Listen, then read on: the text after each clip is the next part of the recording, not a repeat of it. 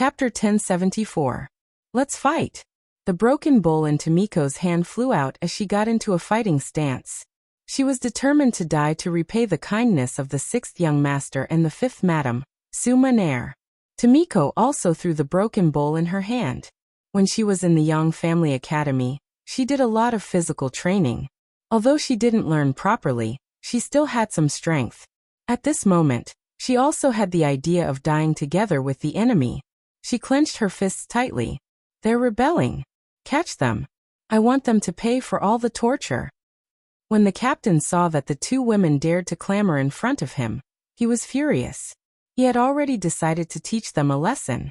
Even if the 2 of them died, he wouldn't let go of their corpses. The captain's eyes revealed a fierce look. All of this was seen by Tomiko and Tomiko.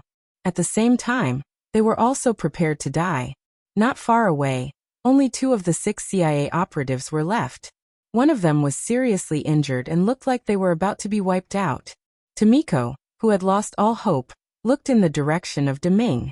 At this moment, only Yang Chendong's handsome face flashed in her mind. Perhaps the only thing she did wrong was not staying by his side. Kill. Several Japanese Empire patrol soldiers took the lead. In order to prevent themselves from being taken advantage of, each of them even held a battle sword. They looked like they would really kill the 2 women if they didn't cooperate. With a shout, 2 Japanese Empire soldiers took the lead and rushed forward. 5 steps, 3 steps. They were getting closer and closer to Tomiko and Tomiko. The 2 women gritted their teeth and took a deep breath, preparing to meet the attack head-on. However, at this moment, the sound of air being pierced was heard again. Arrows were shot from afar and accurately hit the chests of the 2 Japanese Empire soldiers. The powerful force directly caused the 2 to scream and fall to the ground. The sudden change also stunned the other Japanese Empire soldiers. They didn't know what to do. Don't be afraid, we're here. With a shout, a tall and big King Kong appeared. Behind him and beside him were 30 Langya Special Forces members. In order not to attract attention, King Kong did not take a gun. Instead, he took a crossbow that was specially used by the Special Forces. This crossbow had a shooting range of 150 steps. At that time, it was already one of the most powerful cold weapons. The moment King Kong appeared, he fired the first arrow. The Special Forces members that he had brought with him also started firing their crossbows. For a moment, the sounds of arrows whizzing through the air could be heard incessantly. One after another, the patrolling soldiers of the Japanese Empire were shot and fell to the ground dead. With the same number of people, the difference in combat power was like heaven and earth, bringing about different results. Retreat. Seeing the surrounding soldiers fall one by one, the patrol leader knew that things were not going well.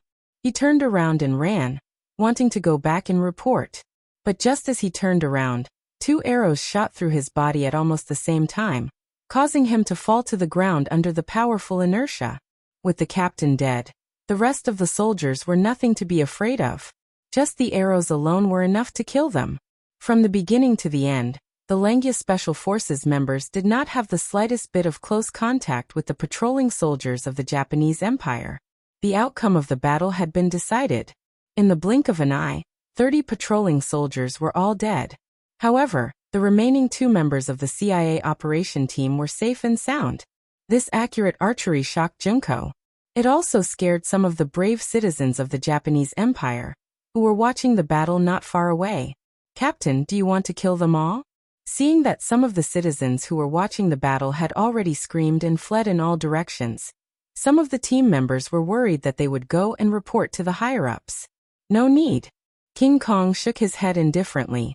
His mission was to rescue Princess Junko and Manager Yoshiko. Since his mission was completed, it was natural for him to retreat. As for whether or not someone would chase after him, he was not worried at all. In fact, he even had some desire. He had not used the gun behind him yet. He wanted to see if his body could withstand the hot bullets. Pack up. Everyone, retreat. The street soon returned to calm. After waiting for about a quarter of an hour, a large number of Japanese army appeared. When the captain of the infantry saw that 30 of his companions had been killed by the arrows, he made the right decision. Don't chase after them. I'm afraid that they have already run far away.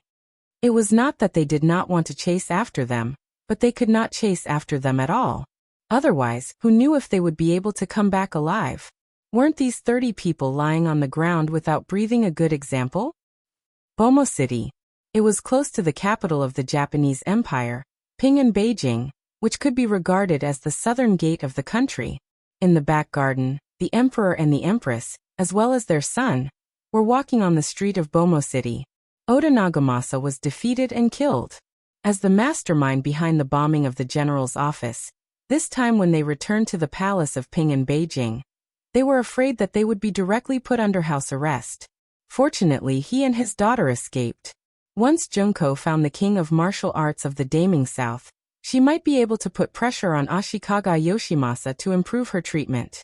The emperor of the Japanese Empire actually entrusted all of his future to his daughter.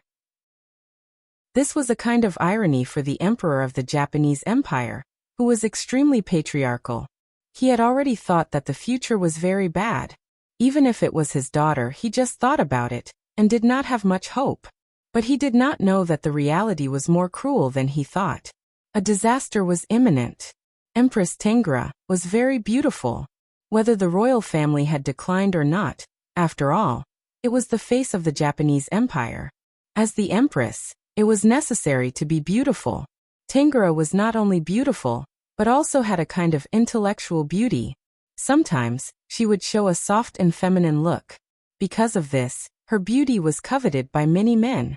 It was just that in the palace, there were so many people protecting her that no one had the courage to do anything to her. But now it was different. On the way to the palace, the protection was a little lax. Especially Yuki Kayomesa, who was in charge of escorting the empress, drank a lot of sake that night. Although the alcohol content of that thing was very low, in the eyes of Huaxia people, it was not considered wine at all. But the most important thing was that Yuki Kayomesa, who was a little confused, just happened to come to the room where Tengra was being held. Most of the houses in the Japanese Empire were made of paper. If one wanted to see what was inside, one only needed to gently poke at the window, and everything would be clear at a glance.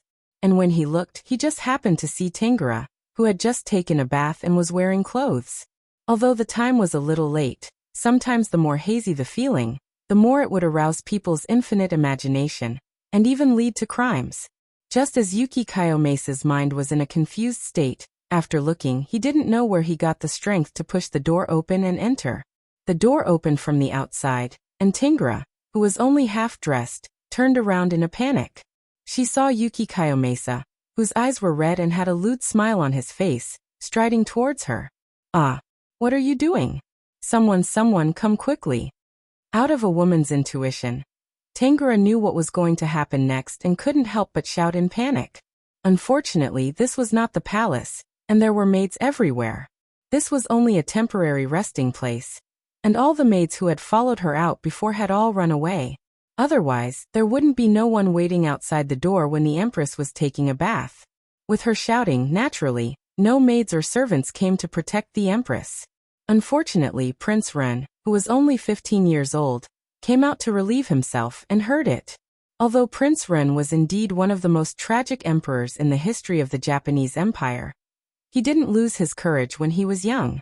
After hearing his mother's shout, he hurriedly ran over, and saw Yuki Kayomesa hugging his mother and biting her. No matter what, he was still a prince, the future emperor, and the one who was being bullied was his own mother. How could Prince Ren let it go? After shouting, he rushed over and wanted to kick Yuki Kayomesa, who was already somewhat unconscious, away. Since young, Prince Ren didn't train much, and didn't do any physical work, so he didn't have much strength. The tearing didn't injure Yuki Kayomesa, and only tore off a piece of his clothes. Tengra took this opportunity to scratch his face, causing blood to flow out. The alcohol, the stimulation of blood, and the restless feeling in his body caused Yuki Kayomesa to temporarily lose his mind. Someone actually wanted to disturb him. In a fit of anger, he unsheathed the saber at his waist and abruptly slashed behind him. The poor and unprepared Prince Ren was slashed in the neck, and blood splattered everywhere. With a pair of eyes wide open in disbelief, Prince Ren fell to the ground with a plop. After a few tremors, he stopped breathing. His life ended like this, and he didn't have to live the rest of his life like a coward. He didn't know if it was a good or bad thing for him. After killing someone, Yuki Kayomesa's mind became much clearer, especially when he saw that the person he killed was the successor of the emperor, Prince Ren. He finally knew how big of a mistake he had made, and his whole body trembled. Her son died in front of her, and as a mother, Tangura went crazy on the spot. She pounced on Yuki Kayomesa, wanting to avenge her son. She wanted to kill the murderer who destroyed her hope in life. Several scratches appeared on his face. At first, Yuki Kayomesa tried to avoid them because of her identity, but after a long time, he was a little annoyed, and in anger, he stabbed forward with his sword. He originally wanted to scare this woman, but he didn't expect that Tangura would rush over when he stabbed her. And then, there was no then. After Prince Ren died, there was another corpse in the room. Ha ha ha ha. After a while, Yuki Kayomesa looked up to the sky and laughed. He didn't expect that he would kill the empress and a prince just because he drank a little too much. Presumably, if this matter was spread out, he would definitely be punished severely. It was even possible that his family would be exterminated. Chapter 1075. Since this was the case, he might as well go all the way and kill them all. At this moment, Kayazaki Kumi rushed to the place where the emperor rested. He only wanted to eliminate the root of the problem. Perhaps this was the only way for him to survive. Then the Queen of Heaven died, Prince Ren died, and the emperor also died. They all died under Kayazaki Kumi's blade. Then he called his soldiers to disguise the bodies of the three people. After the traces of a fight were left on the scene, the sky was already bright. Kayazaki Kumi carefully thought about his words. After there were no loopholes, he wrote an urgent memorial and sent it to General Ashikaga Yoshimasa, who was commanding the battle on the battlefield. Of course, Kayazaki Kumi would not admit that these three people were killed by him. He only said that someone wanted to kidnap them at night, and he led his soldiers to fight a hard battle. In the end, the people who rescued them escaped, but in the chaos, the emperor's family of three was killed. This big event, as the only relative of the three people who died, Princess Junko didn't know about it. After being rescued by King Kong and other members of the Wolf Fong Special Forces, they rushed all the way to Changmin Prefecture. Along the way, they encountered several enemy encirclements, and one of them was a ninja team, but under the protection of King Kong and others, they all passed through safely. Half a month later, they finally broke through the layers of obstacles and came to Changmin Prefecture. They came to the front gate of the 5-Star Army's barracks. Let's go to see the 6th young master. After Tomiko saw the 5-Star Army's flag hanging high in the barracks, the long-time pressure finally completely relaxed at this moment. And then she proposed her idea to Tomiko. Can I wash first? Tomiko didn't immediately agree, but said shyly. Tomiko noticed that Tomiko's face was dirty. How could she let the 6th young master see this? She immediately smiled and said, "Of course. I will have to trouble Captain King Kong. Follow me." King Kong nodded solemnly and led the two of them to the barracks. In the main tent, Yang Chendong already knew that Junko had returned safely, but there was no smile on his face. Because of the news that the Japanese Empire's emperor and his family of three had been killed, Yeshen was brought back by Taihu, the leader of the Langya Special Forces. When King Kong was sent to Zhongda City to rescue Junko, Taihu was also ordered to go to Ping and Beijing to rescue the emperor of the Japanese Empire. Yang Chendong had already made arrangements for the future of the emperor's family, which was to leave the Japanese Empire and go to a place where no one knew their identity to enjoy the rest of their lives. In the end, Yang Chendong still couldn't bear to make the decision to kill them. However, he also wouldn't allow some people to interfere with his matters. The final decision was to get the emperor's family out of here. But the plan couldn't keep up with the changes. When Taihu and the others rushed all the way to the Bomo area, they had already received the news that the emperor's family of three had been killed. Taihu didn't believe it, but carried out an investigation. They caught one of the 9 demon soldiers, who was responsible for cleaning up the battlefield, and then learned the whole story. Everything that happened was somewhat beyond Yang Chendong's expectation. But overall, it was a good thing, because it relieved some of Yang Chendong's worries. and gave him the most honorable reason to send troops to the Japanese Empire. But Junko came back. How could he explain all this to her? But Yoshiko came back with her. Yang Chendong finally decided to leave the matter to others. He really didn't want to see Junko's sad face. Send someone to call Yoshiko. I have something to say to her. King Kong's ability was not bad. Even in the wartime military camp, he still found a bathtub and asked someone to boil enough hot water. Junko was able to wash herself from head to toe, and then changed into the new clothes that had been prepared for her. Then Yoshiko came, and as soon as she appeared, her eyes were red. Obviously she had cried. Speaking of which, when she was in the palace of Ping in Beijing, the emperor's family was also good to her, so she had some feelings for them. Junko. Seeing Princess Junko, who had just bathed and revealed her peerless face, Yoshiko's eyes were red again, and tears flowed out uncontrollably. After a while, there was another heart-wrenching cry from the big tent. The sky was dotted with stars, and after a day of fighting, everything returned to calm. Junko was also calm, and she was accompanied by Yoshiko, walking out of a big tent. Just now, she saw the soldier of the 9 demons, who used to be a guard in the palace, so Junko knew him. From the mouth of this person, Junko knew the whole story, but she had already cried for an afternoon, and her tears had dried up, so she didn't cry anymore. After coming out of the big tent, the silence was somewhat frightening. "Where is Sensei's tent? Please take me there." Looking at Captain King Kong accompanying her, Junko asked. In the main tent, Yang Chendong was still looking at the sand table in front of him, thinking about the next military plan. There was a sound of footsteps outside the door, and Beta Persei came in. "Young master, Princess Junko is here, and she wants to see you." Yang Chendong did not answer immediately. He first let out a sigh. He knew that what should come would eventually come. "Well, bring her in.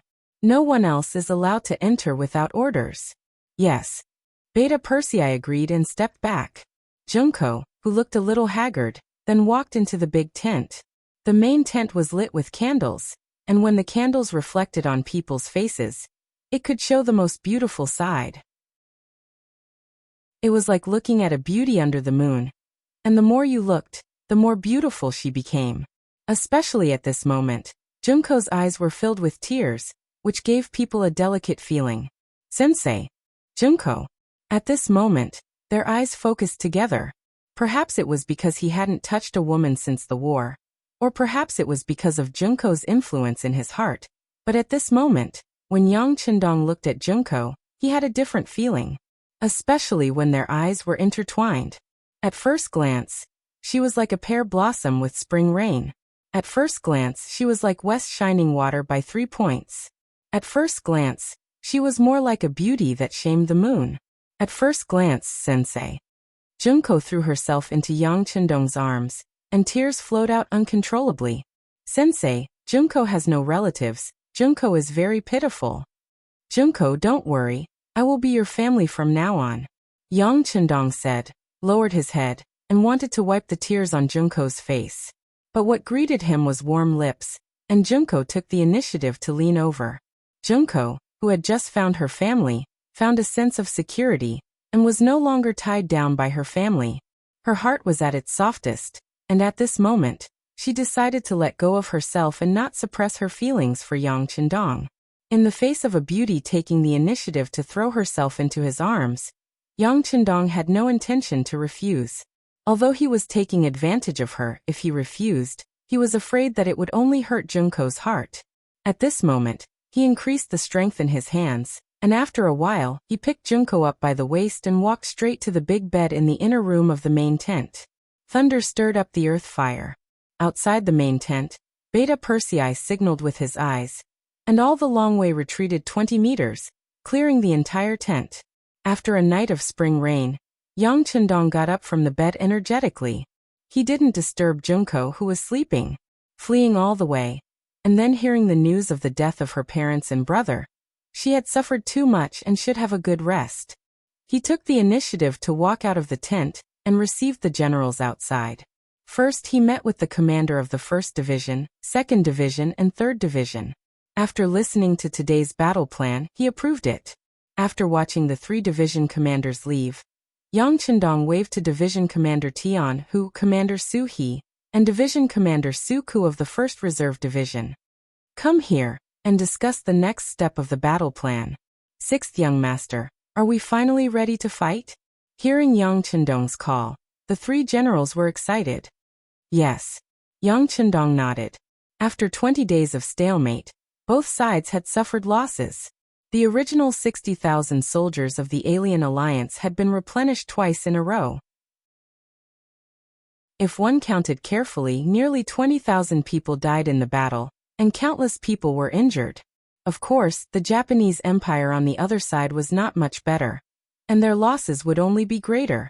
But even so, Yang Chendong didn't intend to send out the elite force. First, he still needed to continue to confuse the other side and make them underestimate the enemy. Second, this time, they didn't have a proper reason to send out the troops. The intelligence agency at the front sent news that the Japanese Empire's people were very resistant to the appearance of the 5-star army. So, there were a lot of young people from the Japanese Empire who had signed up to join the army. Ashikaga Yoshimasa also took the opportunity to recruit more soldiers. If this continued, unless they used firearms and razed the entire island to the ground, it would be extremely difficult to occupy this place. Now Junko had come. She was the princess of the Japanese Empire, and the only remaining member of the Japanese Empire's royal family. Her appearance could naturally mean a lot of things. It could also help the 5-star army turn from an invading army into a righteous army. Once there was enough righteousness to support it, it would naturally be time to launch an all-out counterattack. Yang Chendong called a commander and 2 division commanders to talk about the next war plan. He wanted to make all the preparations in advance. Late in the morning, Junko slowly opened her eyes. Separated by the main tent, there was no dazzling sunlight in the room, making people feel very comfortable. As soon as Junko opened her eyes, Tomiko appeared in front of her. Not only her, but there were also 6 maids standing on the side. These were the maids who came to serve Junko. From this moment on, Junko had officially become Yang Chendong's woman. If she wanted, she could quickly become the 8th wife. Chapter 1076. Princess, you're awake. Tomiko looked at Junko, who still had doubts in her eyes, and smiled gently. Then she began to order people to help Junko dress up. During this process, Tomiko told Junko that Yang Chendong wanted to take her as a concubine. As a princess of the Japanese Empire, marrying someone as a concubine was a disgrace to her status. However, looking at Yang Xie's current power, Junko was the one who benefited. Especially now that the Japanese Empire's royal family had already declined. This was a great blessing for Junko. Despite knowing this, Junko still didn't agree immediately. Instead, she said that she wanted to see Yang Chendong first before making a decision. Not long after, everyone else in the main tent went out.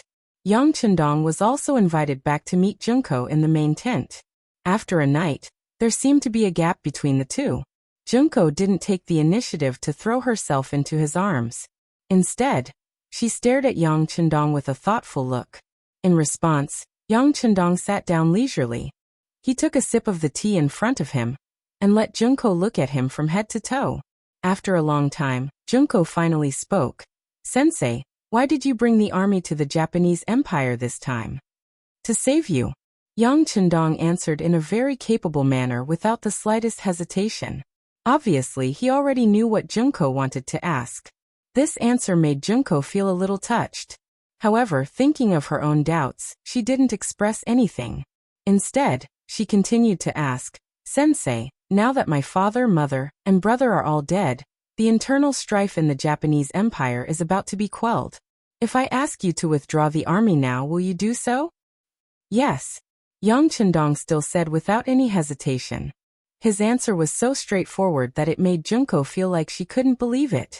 Although this was indeed what she wanted to hear, she still suppressed her joy and said, All right then, teacher, please give the order to retreat. Okay. Yang Chendong stood up and strode out of the tent. From the moment he came in to the moment he left, he had only said 4 words, but it had already broken through all the defenses in Junko's heart.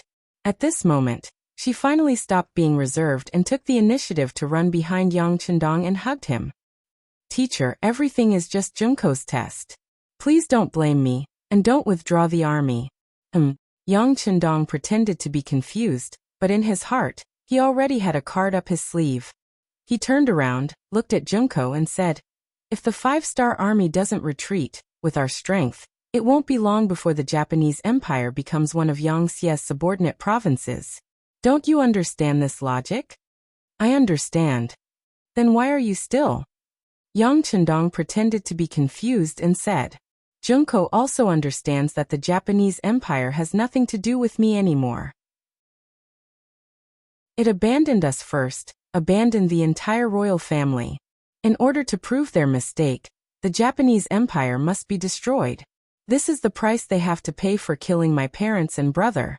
Teacher, you will definitely help you get revenge, right? Junko looked at Yang Chendong with a hopeful face, waiting for his answer. No. Unexpectedly, Yang Chendong shook his head decisively. This time, we mobilized the army for your safety. Now that you are fine, the 5-star army has to retreat. We are not an invader, we are the army of justice. Before this, the Japanese Empire didn't provoke us, so, at first, when Yang Chendong said that they could retreat, Junko was still a little doubtful. But now, what he said made her even more determined. She finally knew that the 5-star army didn't have any intention of attacking the Japanese Empire. They really only wanted to save her. At this moment, Junko's heart was moved. At the same time, she was even more determined to avenge her parents. She even wanted to slap all the people in power in the Japanese Empire and let them know the consequences of abandoning the royal family. In order to let Yang Chendong do something, Junko took the initiative and said, I am willing to be your 8th wife. If someone bullied your wife's family and cruelly killed them, can you avenge her? Junko looked at Yang Chendong, who was still hesitating. She gently pulled his arm like a spoiled child. This is something that should be done, Yang Chendong said with a helpless look. After saying this, Yang Chendong felt a little guilty. He also knew that this matter couldn't be hidden from the smart Junko for long. He was afraid that she had already noticed something, but presumably, no one would ever mention this topic again. Thank you, Sensei. Then please send the troops. When the time comes, I will denounce Ashikaga Yoshimasa in the name of the royal family's princess. I will let the people of the Japanese Empire know who harmed the royal family, who started the civil war, and who wants to overthrow the Japanese Empire. The more Junko said, the more determined her expression became. Just from this point alone, she had already made up her mind. Seeing another country send troops to destroy her own country, and it was because of her own request, no one would be in a good mood. But Junko didn't feel any unhappiness at this moment. On the contrary, her heart was filled with hatred, and she longed for the happiness that victory would bring her. Since this country had abandoned his imperial father and imperial mother, then let it perish. Okay, I promise you. Yang Chendong was waiting for this result to appear.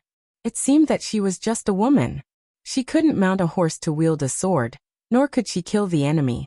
But she was the princess of the Japanese Empire, the last remaining member of the Japanese Empire's royal family. The situation was completely different. With Junko's support, Yang Chendong had a righteous cause, and he had a good reason to send troops. What's more, the original Japanese Empire wasn't united.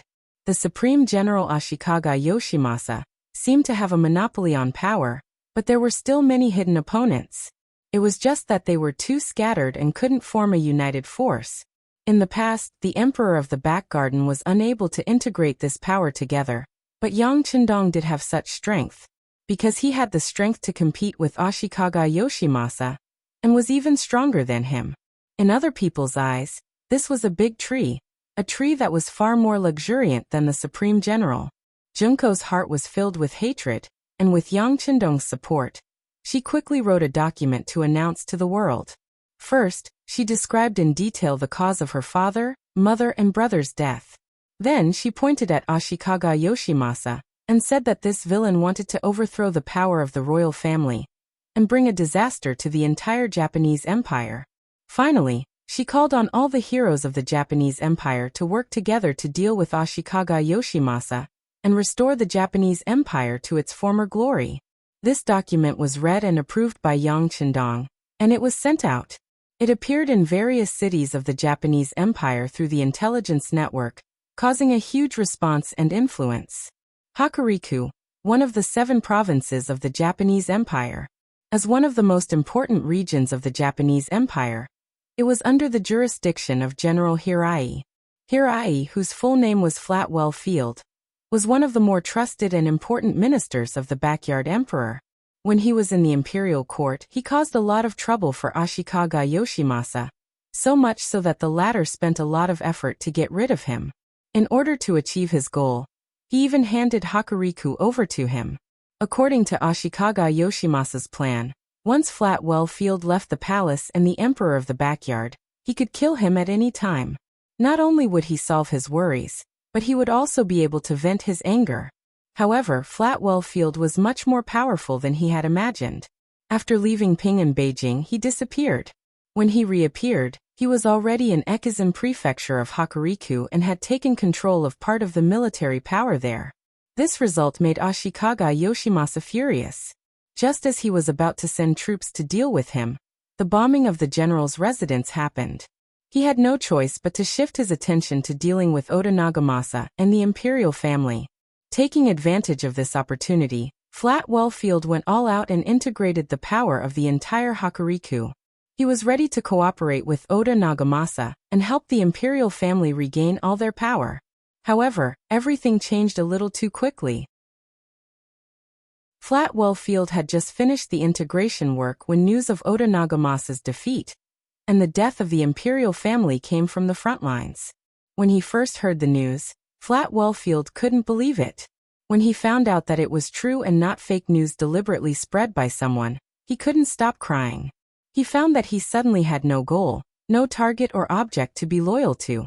Flatwell Field was a very thoughtful and capable person. Usually, such a person would be able to see the most crucial point in a chaotic situation and make the right choice. It was because of this ability that he couldn't stop crying.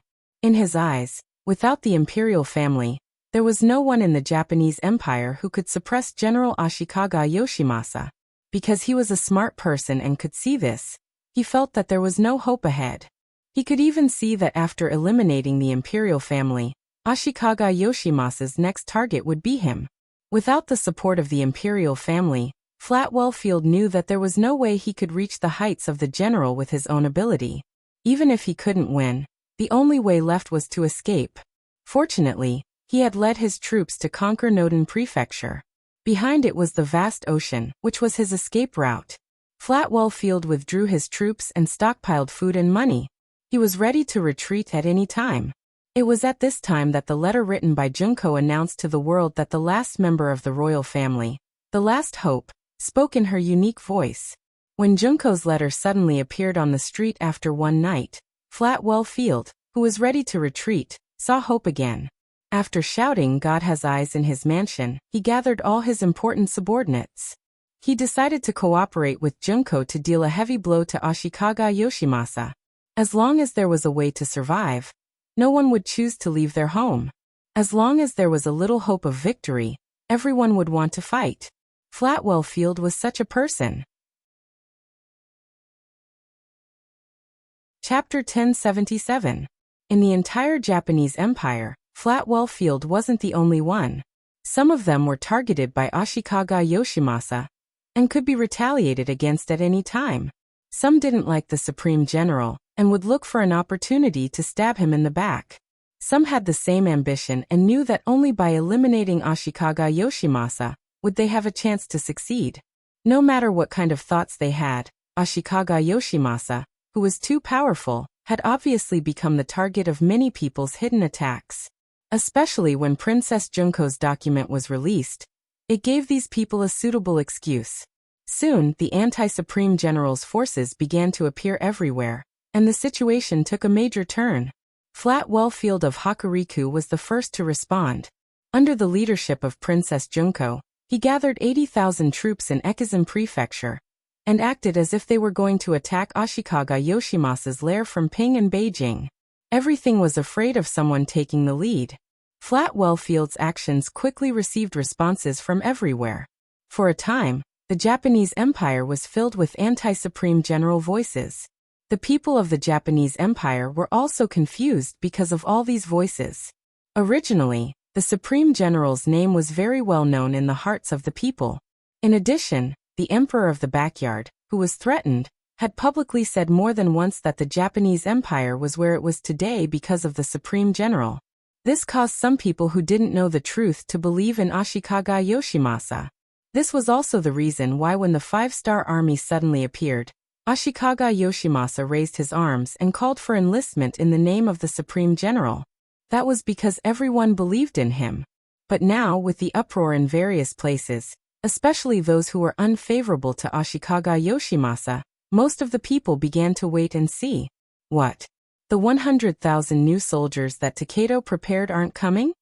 Ashikaga Yoshimasa angrily looked at General Maori Masanori, who was reporting the situation to him, in the temporary residence of Yasunori district. The Maori regularization, who was not tall and had small eyes, was being reprimanded with his head lowered. He knew that he would be scolded this time, but he still came. Since some things had changed, he had to report it to the general in advance, so that he could make countermeasures. Yes, General. It's not just the 100,000 new soldiers from Donghai province who are not coming. The new armies from other regions are also facing some problems. Baka. Ashikaga Yoshimasa cursed angrily and slammed his palm on the desk in front of him. His eyes were burning with anger. Of course, he knew why such a problem had occurred. It was all because of the document Princess Junko had announced to the world. To be honest, he didn't think much of this woman at first. Even when Kiyoshi reported that someone wanted to save the emperor and was killed by him, he wasn't angry. Instead, he was a little happy. For a long time, the royal family had been a huge dark cloud over his head. Although he tried his best to weaken the influence and sense of existence of the other party, it had to be said that more people still recognized the royal family. Many forces that opposed him often used the royal family's name to suppress him. Finally, they were all dead. Although from the information he received, it was very likely that it was done by his subordinate Kiyoshi in private. This matter was not directed by him. Wasn't this the will of the heavens? Did the heavens want the royal family to die? Did the heavens want to give him, the general, a chance to rise? Without the existence of the royal family, Ashikaga Yoshimasa was ready to ascend the throne. As for whether there would be opposition forces, so what? He would fight and win them over. He often used such methods, and the reason why he was able to reach his current position was because of this set of methods that had made a miraculous contribution. He was even more convinced that any schemes, tricks, and the actions of villains were not worth mentioning in front of absolute strength. As for the sudden appearance of the 150,000 five-star army, Ashikaga Yoshimasa didn't pay much attention to them. After fighting for these days, he believed that he had grasped the strength of the other party. They were only a little stronger than the ordinary army of the Japanese Empire, but their number was still small, so there was no need to worry. Originally, the situation was good. As long as he could force the five-star army to retreat, he could withdraw and deal with the forces that opposed him. Finally, he could destroy them one by one and achieve his goal of becoming the emperor. But all of this was completely changed because of the appearance of Junko. Ashikaga Yoshimasa was just a woman. Even if she was reborn in the back garden, he wouldn't have the slightest fear. But the most amazing thing was that Junko's announcement made the five-star army and the forces in the country who opposed him have a common language and can walk together. As a result, he became a rat crossing the street, and everyone wanted to beat him up. According to the Maori regularization, the people who opposed him were gradually gathering. Once these people really gathered together, even if he was the general, it would be difficult for him to gain any advantage. It was even possible that he would be defeated and killed. Let Nishi Toshihide negotiate with the great southern martial king. We can give them some benefits. After solving the domestic problem, it won't be too late to deal with them. Ashikaga Yoshimasa was a person who stood at the top for many years, so he quickly made the right decision. Nishi Toshihide was born in an aristocratic family. He was very famous in the Japanese Empire for being eloquent. This person was not only knowledgeable, but also learned martial arts from an early age. He was one of the talents that Ashikaga Yoshimasa relied on the most. After receiving the order, he set off from Anyun Prefecture to Nagato Prefecture and sent his name to the 5-star Army's camp first. This person is very cunning and agile. He is good at both civil and martial arts. He is an important helper of Ashikaga Yoshimasa. After reading the name, Junko told everything she knew to her husband, Yang Qindong. After returning to China for 2 years, Junko had a more detailed understanding of the situation in the Japanese Empire. With her identity, plus the importance that the emperor attached to her, it was not difficult to know some secrets. With this feature, she became one of Yang Qindong's strategists to attack the Japanese Empire. Oh, so powerful? Yang Qindong asked with interest. Yes, King, I suggest that you kill this person. Junko's eyes were firm. Since she was with Yang Qindong, she also changed the way she addressed him. She used to call him teacher, but now she called him king. It represented a kind of maturity and progress. With this relationship, she was confident that she could take the opportunity to kill Nishi Toshihida.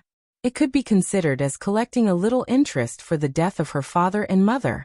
As the saying goes, the greater the hope, the greater the disappointment. This time, Junko was destined to be disappointed, because Yang Qindong did not listen to her suggestion. Instead, he shook his head and said, "How can I break this rule and let others laugh at me?" Yang Qindong did things based on his heart.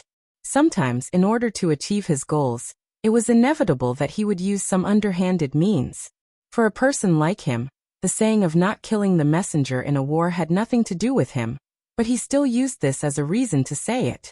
This only proved that he didn't want to take Ningxi Duoxio's life yet. Since Junko's letter was announced to the world, the situation in the Japanese Empire had undergone a major change. This change was, of course, what Yang Qindong wanted to see, but it was still too far away from the final victory. What Yang Qindong wanted was not to surrender, but to destroy.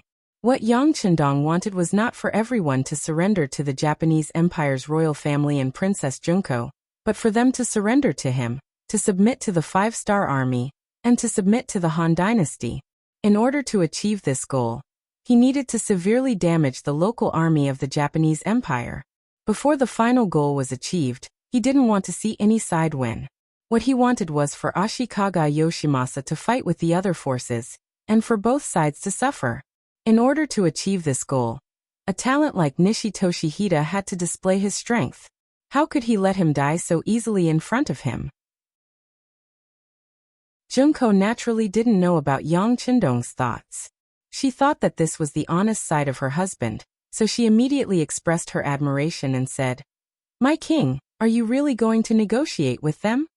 The war has already reached this point, and they killed your parents and brother. How can we negotiate?" Yang Qindong chuckled, then said to Beta Persei behind him, "Go inform them that after Nishi Toshihida enters our camp, everything will be carried out according to the first plan." Junko didn't know what the first plan was, but soon on the 3rd day, Nishi Toshihida came to the big tent of the 5-star army. After seeing Yang Qindong and Junko, the result was quickly announced to the world. Nishi Toshihida came. Compared to the average people of the Japanese Empire, he was 1.75 meters tall, which was not short at that time. His facial features were regular, he had thick eyebrows and big eyes, and he spoke very humbly and warmly, giving people a good first impression. "Please." Yang Qindong smiled and sat opposite Nishi Toshihida with Junko. Tomiko was responsible for serving the brewed tea. Tomiko, who was originally the CIA's supervisor in the Japanese Empire, has now become the person Junko trusts the most. After reporting to the CIA, the 5th Madam, Su Maner, gave her to Junko and became her personal maid. "Thank you." Ningxi Duoxio spoke in a somewhat awkward but still understandable Chinese. After she finished speaking, she suddenly lowered her head, fully displaying her humble side. "Haha, I didn't expect Nishi Toshihida to also know Chinese. That will eliminate the language barrier. Come, try the tea of my huaxia. This is a good tea before the Ming Dynasty." Yang Qindong had a smile on his face, looking harmless to humans and animals. The meeting between the two sides was carried out in such a peaceful atmosphere. During the meeting, Nishi Toshihida observed Yang Qindong more than once. No matter how he looked at it, he couldn't connect the person who destroyed many countries and forces in the southern barbarian land of the Great Ming Dynasty with the young man in front of him. Chapter 1078. Although Ningxi Daxiu was familiar with some Chinese, he probably didn't know that there was an old saying in Huaxia, "Keep your strength hidden." There was even a less elegant saying among the people, "A dog that bites doesn't bark." Just as the two sides were negotiating, the five-star army had already implemented the first set of plans and was in the process of implementing them. To Yang Chendong, there really wasn't much to talk about with the Japanese Empire. Thinking about the various things that would happen in the future, in order to prevent the painful scenes of the people of Huaxia from happening again, he felt that it was necessary for him to resolve some problems in advance. In the large tent, the tea drinking continued. It seemed that both sides had no intention of immediately entering into negotiations. Of course, Ningxi Daxiu took the initiative to bring it up a few times, but it was all resolved by Yang Chendong. It was as if they were really reminiscing about the past, even though there was nothing to talk about. Outside the large tent, or rather, outside the main tent, the world's 1st Cavalry Division, the Grassland's new army, and the 1st Reserve Division had all set out, charging straight towards the Japanese Empire's army. The competition between the two sides had been going on for a long time. Both sides had suffered casualties, and both sides had won and lost. This was the most realistic way to describe it. After a long period of fighting, the Japanese army had already gotten used to the five-star army's fighting style and combat strength. Ningxi Daxiu had already gone to the five-star army's main camp to begin negotiations. Some of the more optimistic people even thought that the war would end soon. How would the Japanese army know that the ones who had fought with them before were just some foreign allied forces that had just entered the battlefield? Their combat strength couldn't be said to be the weakest of the five-star army, but there was still a large gap between them and the strongest. The reason why they had chosen to fight to the death with the Japanese army was to deplete the number of foreign men, and also to train the soldiers. Of course, the most important point was to show the enemy that they were weak. Now it seemed that their goals had been achieved. Once there was an outstanding seedling in the foreign allied forces, they would quickly be selected by the 1st Reserve Division. This rhythm of selecting elite soldiers and sending inferior soldiers to their deaths caused the 3 foreign allied forces to suffer heavy losses. It also allowed the 1st Reserve Division to expand from the original 20,000 to 30,000 people. These 30,000 people were veterans who had experienced the baptism of war. They were veterans who had climbed out of piles of corpses. Their strength could be imagined. But they weren't the strongest. The 1st Cavalry Division was the trump card of the five-star army. They were in existence was comparable to the cold vanguard army, and even better in this kind of battle. The trump cards trumps army's side. SSSSSSS. As a daimyo, Tanaka had 50,000 soldiers in his hands. Under the orders of General Ashikaga Yoshimasa, he was responsible for the left wing of the 1st and 2nd lines of defense in Nagato Prefecture. He and another daimyo named Kazumi became the 2 gatekeepers, blocking the advance of the five-star army. With the support of the general, although the 2 daimyo suffered heavy losses in the battle against the 1st, 2nd and 3rd divisions, the soldiers were quickly recovered, and the military system was perfected, which made them very satisfied. It wasn't like he would be the one to die. This kind of hard work could still be seen by the Grand General. Once the war was over, he would definitely be rewarded for his contributions. That would be the time when he would be promoted to the position of a general. Thinking that once he became a general, he would be second only to Ashikaga Yoshimasa. No matter what Kazumi thought, Tanaka was really happy. In particular, Ningxi Daxiu also went to the five-star army's camp to negotiate, which was tantamount to the war coming to an end. Seeing that the overall situation was settled, his mood was even better. When people were in a good mood, they would naturally infect others. Just last night, Tanaka gathered the 2 chiefs, several county magistrates, and generals under him to drink until they were drunk. The war had been going on for more than a month, and everyone's spirits were too tense. It was time to relax. In Tanaka's eyes, since Ningxi Daxiu was sent to negotiate, and the five-star army agreed, It at least proved that the war would not happen again in a short time, and they could relax. This was a conventional way of thinking, and there was nothing wrong with it. But if people fully understood Yang Chendong's habits, they would find that this was not a person who played according to common sense at all. Often, the rules that everyone thought were the rules, he simply turned a blind eye to them. Otherwise, he wouldn't have expanded the Yangxia army to such a scale in just a few years. In the early morning, Tanaka and his generals were still sleeping in the big tent, and the tent was full of the smell of alcohol. It could be seen that they really drank a lot last night.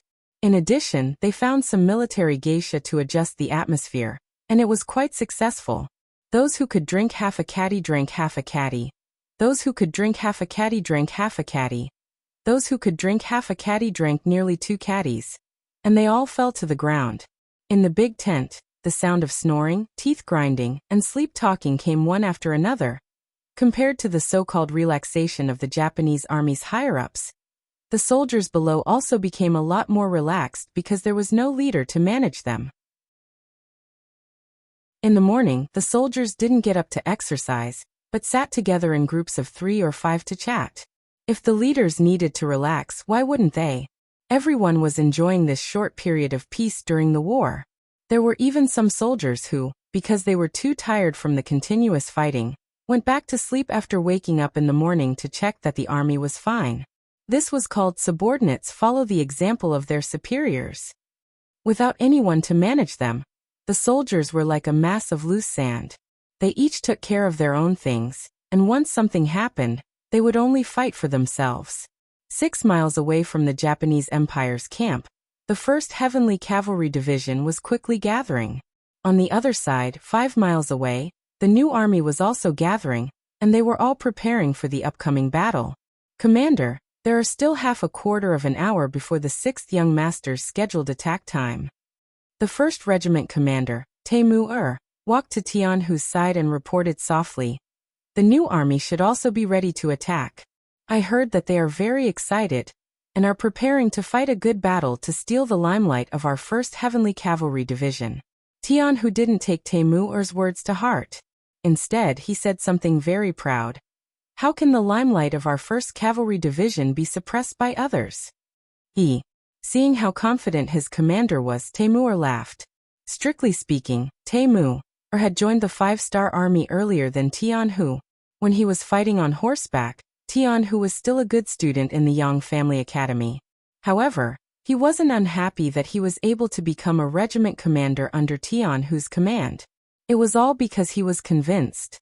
Whether it was horseback riding, control of the battlefield, or commanding an army, Tae-mu-er didn't think that he was better than Tianhu. For example, some of the orders given by the higher-ups. Why didn't they attack in the middle of the night or at daybreak? Why did it have to be at daybreak when the enemy should have woken up before attacking? What was the reason for all of this? Why did the 6th Young Master give such an order? To be honest, Tae-mu-er didn't understand. If he was the commander of a regiment, he would definitely ask why. However, Tianhu didn't. The one who sent the order was Beta Persei. He only said that it was the 6th Young Master's order and Tianhu carried it out unconditionally. He was at the scene when this happened. Just based on this calmness, it wasn't something he could compare to. Tianhu was indeed smart. This had to do with his background as a student of the Yang Family Academy. Because he learned from Yang Chendong, he could understand more of Yang Chendong's intentions in many matters. For example, he had his own unique views on the timing of the attack this time. In his opinion, this should be Yang Chendong's intention to defeat the enemy fair and square. Through this battle, he could show the elite and powerful side of the 5-star army, and achieve the purpose of intimidating the enemy.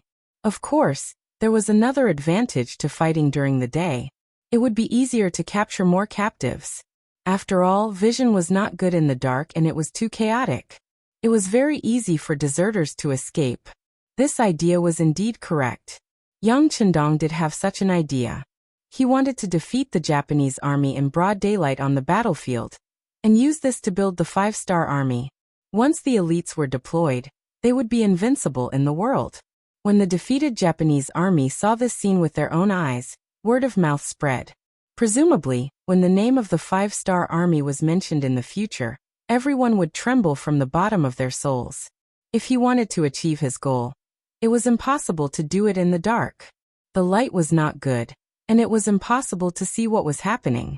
It was also impossible to do it when it was just dawn. Most people were still in a confused state and could not make a clear judgment. However, it was different after daybreak. Everyone was up and could make a clear judgment. As for whether this would bring some pressure to the 1st Cavalry Division and the new army, Yang Chendong really did not think that it would be a problem. Needless to say, the 1st Cavalry Division was invincible. It was not an exaggeration to say that they were invincible. It was common for them to win with fewer people, especially after the Japanese army had adapted to the attack rhythm of the Foreign Alliance's C-rank army. It would be strange if the A-rank army did not suddenly appear and cause the enemy to panic. As for the new army, their combat strength was a bit weaker. If they were not cavalry, they would not be ranked as the army closest to the A-rank army. However, they had more people and more horses.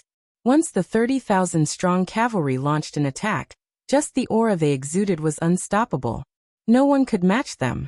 Facing such a strong army, not to mention that it was the time for peace talks, the Japanese army would not be prepared. Even if the enemy was prepared, so what? Yang Chendong was also confident that he could kill the enemy. One would throw away their armor, and the other would be utterly defeated. The 5-star army did indeed have such strength. All of this was not because Yang Chendong was arrogant. It was the result of battle after battle. Chapter 1079. While the 1st Cavalry Division was quickly assembling, the new army wasn't idle either. Commander Su He was mobilizing the troops according to the plan, and he had basically completed it. At this moment he was looking ahead, as if he could see through the distance of several miles and see the Japanese army's camp. In the past, Su He and Tian who had competed for the position of commander of the 1st Cavalry Division, but later he gave up. Of course at that time, the commander of the new army, Tiger's Mane, and the deputy commander were eager to let go of his talent. But more importantly, he himself understood that he was born as a surrendered general, and Tian who was the student of the 6th young master, he had already lost at the starting line. For a sharp blade like the 1st Cavalry Division, even the 6th young master, who had always been fair and just, would not easily hand it over to others. It was even more unlikely that he would hand it over to a fallen general like himself. After thinking things through, Su He took the initiative to give up, and sure enough he gained the favor of Yang Chendong, which was why he was now the commander of the new army. But without the current commander of the 1st Cavalry Division, Su He had always believed that it wasn't because he was inferior, but because of his background and environment. In order to prove himself, he had thought more than once about competing with Tian Hu. He wanted to use reality to tell everyone that he, Su He, was not inferior to Tian Hu, and was even stronger than him.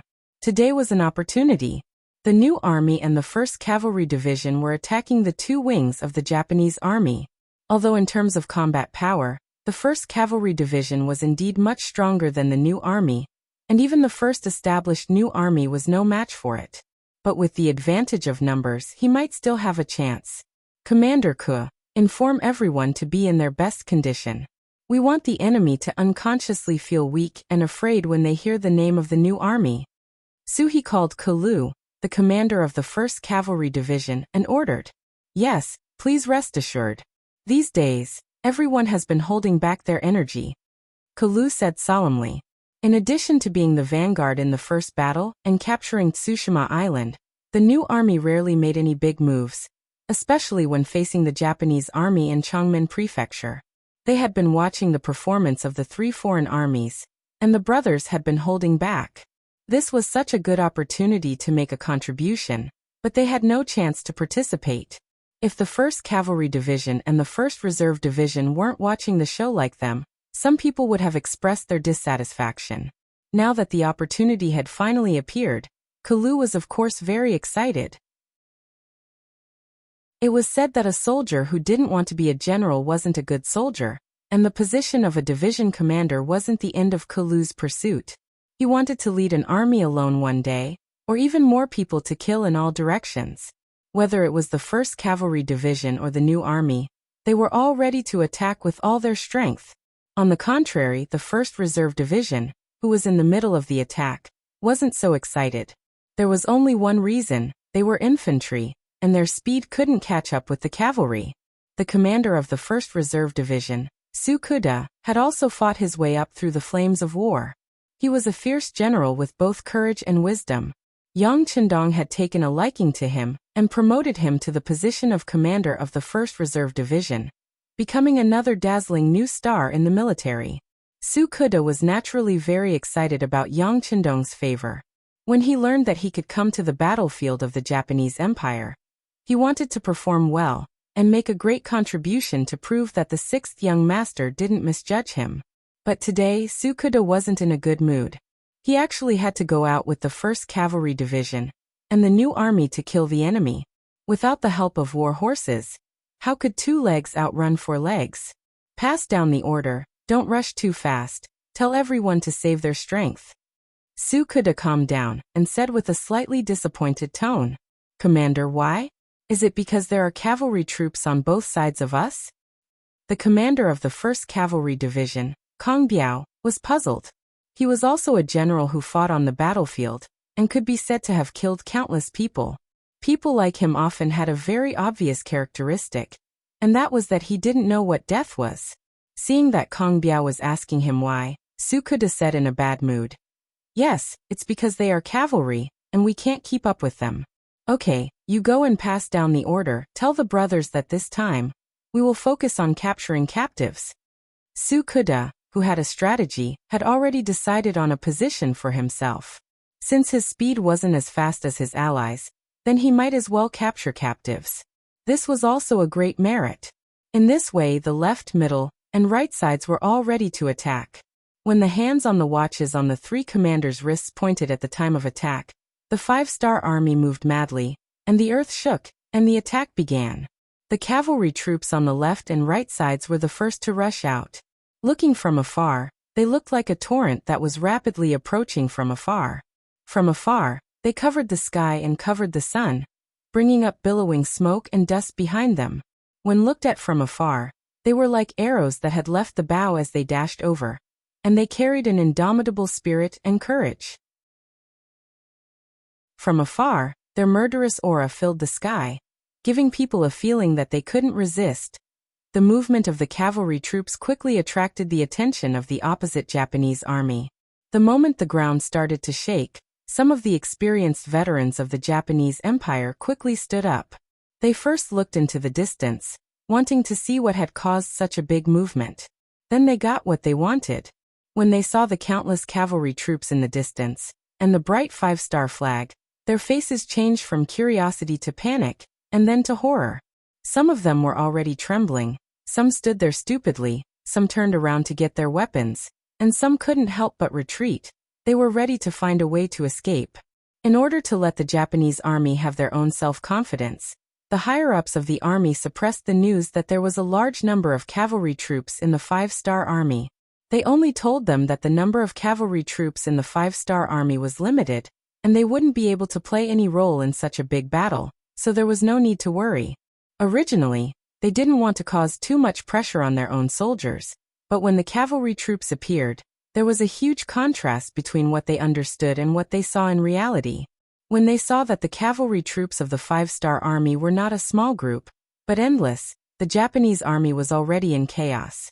"Hold on, archers, prepare to shoot. The rest of you prepare to stop the horses." The daimyo on the left side, Kazumi Kamikaze, was somewhat calm. Seeing the cavalry of the 5-star army getting closer and closer, he hurriedly gave the order. Although he didn't know what effect this would have, he couldn't take the lead to escape, right?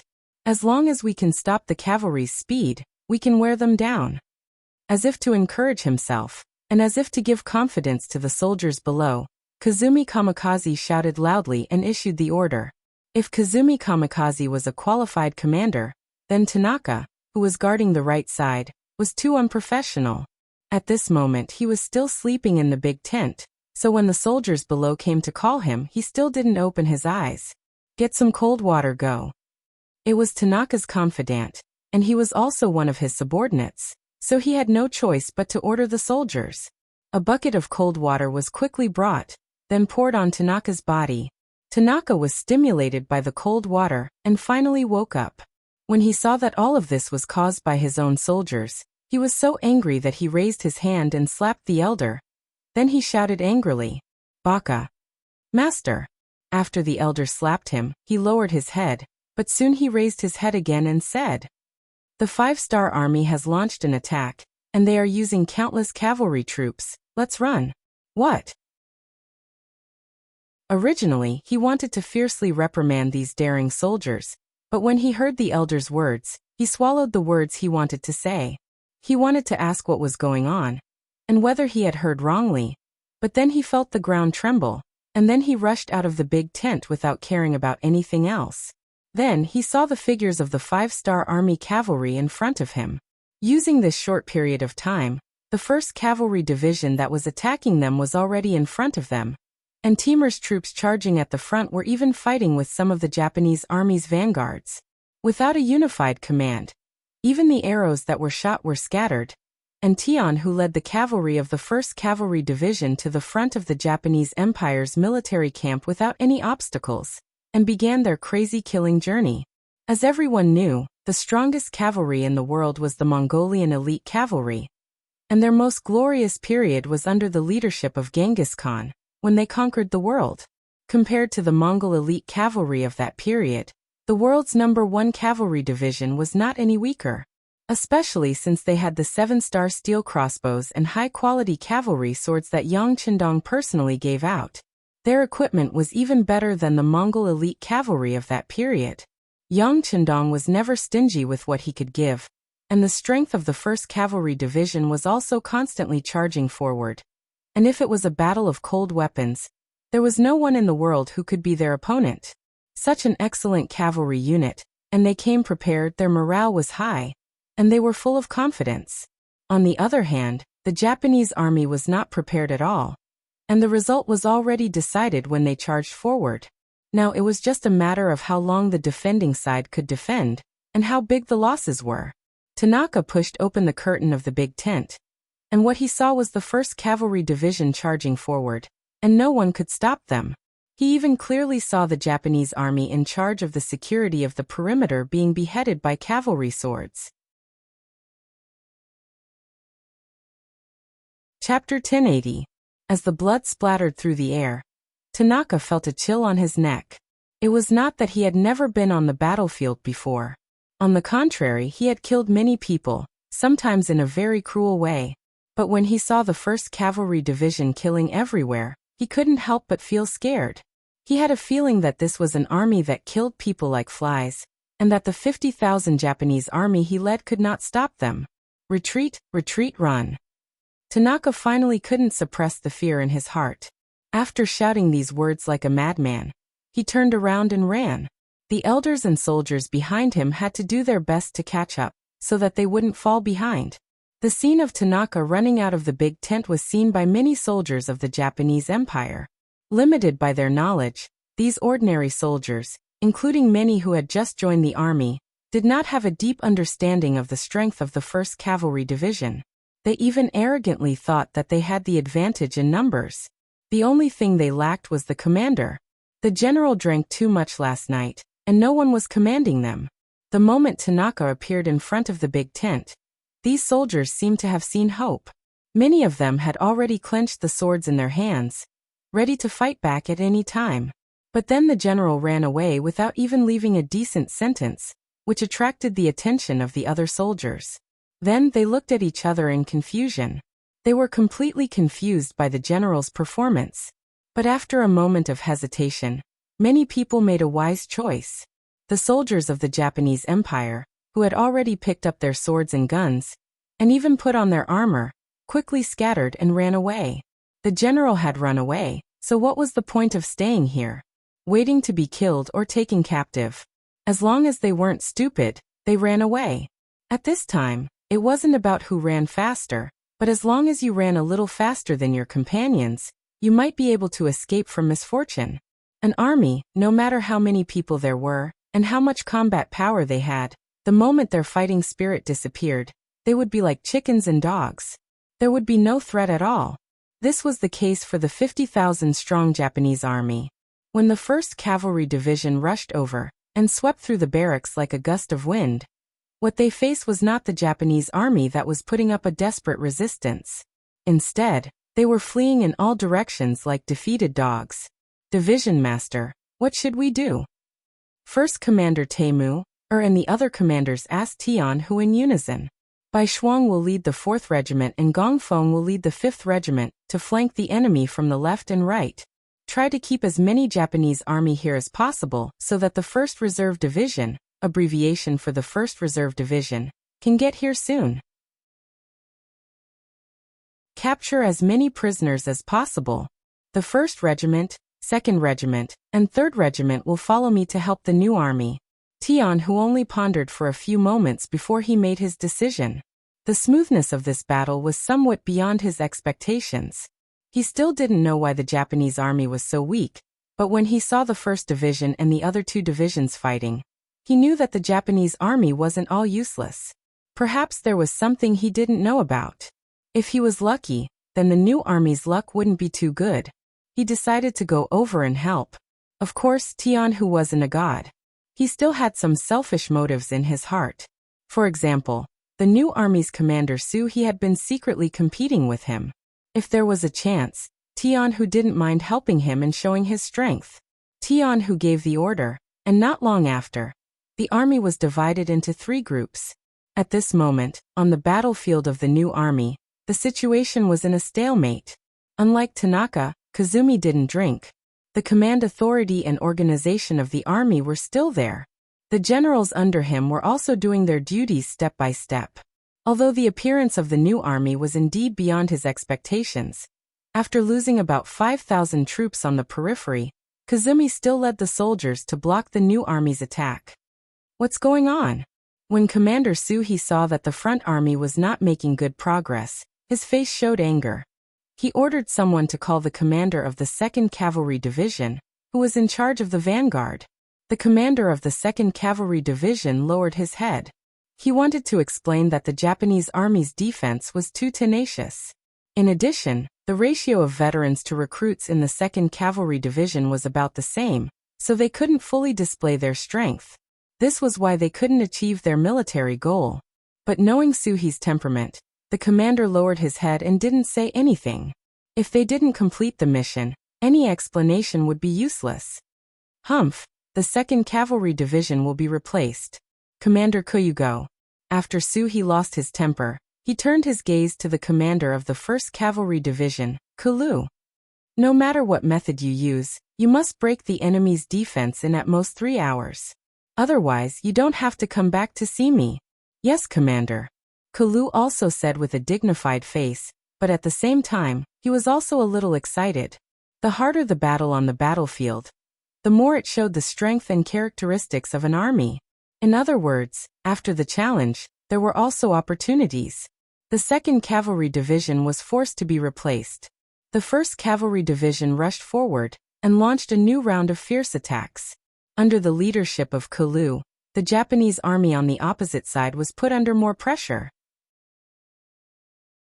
Commander Kazumi couldn't help but let out a sigh of relief when he saw the 5-star Army's cavalry retreat like a tide.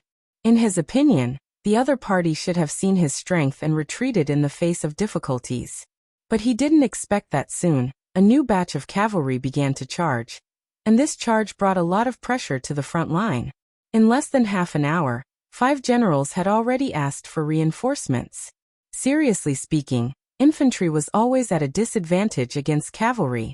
The reason why they were able to resist until now was because the Japanese army had already displayed their samurai spirit. They didn't fear hardship, and they didn't fear death. This was why they were able to resist the charge of the cavalry under such heavy losses. What followed was not small. Just the front line of the army had already been replaced 3 times. The casualties could be said to be extremely heavy. If it wasn't for Kazumi's determination to resist, they would have been defeated like Tanaka. When the 6th general sent someone to ask for reinforcements, Kazumi's face was already very ugly. He looked around and asked, "How many reserve troops do we have now?" Reporting to the commander, there are still about 20,000. A subordinate quickly reported the answer. When he heard that 50,000 troops were lost so quickly, Kazumi's face showed a surprised expression. The 5-star army really lived up to its reputation. But now wasn't the time to think about these things. He looked at the sky. There was still more than an hour before it would be dark. He gritted his teeth and said, "Send these 20,000 people up. No matter what, we have to hold on until dark. This way, we can retreat under the cover of the poor light." At this time, Kazumi no longer had the intention to compete with the 5-star army. All he thought about was how to safely bring the army out and reduce the losses as much as possible. Without a doubt, the dark would be the best opportunity. At that time, everyone's vision would be poor. It would be the time for him to lead the army out of the battlefield. The Japanese army had increased their troops again. Seeing that the formation of arrows was about to break open a gap in the enemy's defense, more Japanese army rushed up to fill in the gaps. Commander Kalu had no choice but to give the order to retreat. In this charge, the 1st Cavalry Division lost nearly half of their men. Even if he, the division commander, personally took the role of the tip of the arrow, he only managed to kill a little more than the enemy. He also suffered some minor injuries. The Japanese army had increased their troops again. Commander Suhi saw this. He knew that the 1st Cavalry Division had done their best, so he didn't blame them. He also sent out the 3rd and 4th Cavalry Divisions who hadn't moved yet. Obviously, he also saw that the sky was getting dark. Once night fell, it would be impossible to completely wipe out the enemy. At this point, both sides had placed heavy bets. It was as if they would not stop until they fought to the death and a victor was decided. Because of this, the battlefield became very cruel. The death toll on both sides rose sharply. The ground was littered with corpses, and the pungent smell of blood made it hard for people to breathe. Time passed by slowly. After the Japanese Empire had sent out all 50,000 troops, the effect was very obvious. They used the corpses as stumbling blocks to slow down the new army's advance and speed. This showed the strength of the Japanese army's samurai. If things continued to develop like this, the new army would definitely win in the end. However, it would only be a small victory.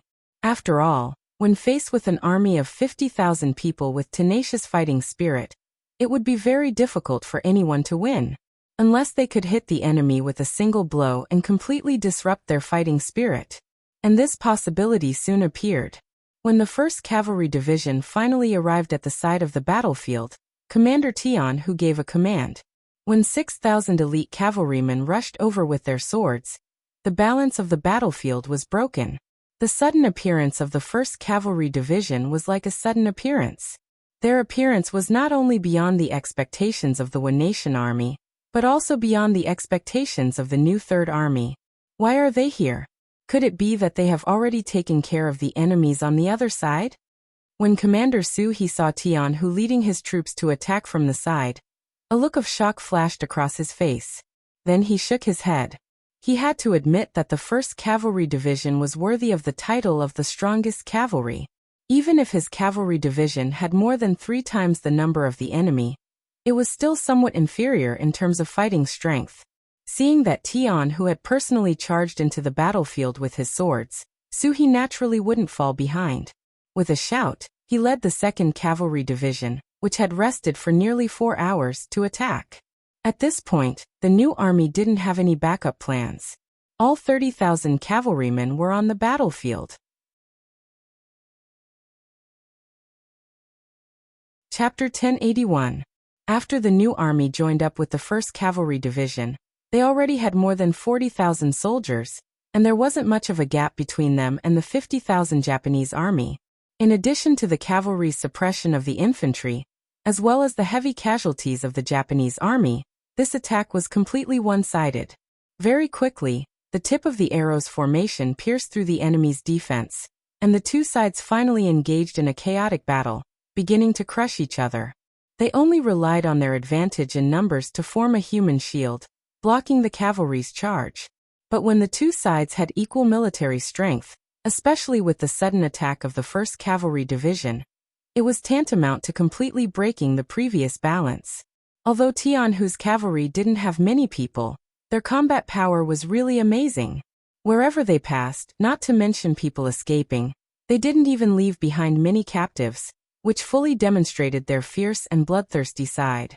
This was seen by even more Japanese army, and the fighting spirit in their hearts was wiped out.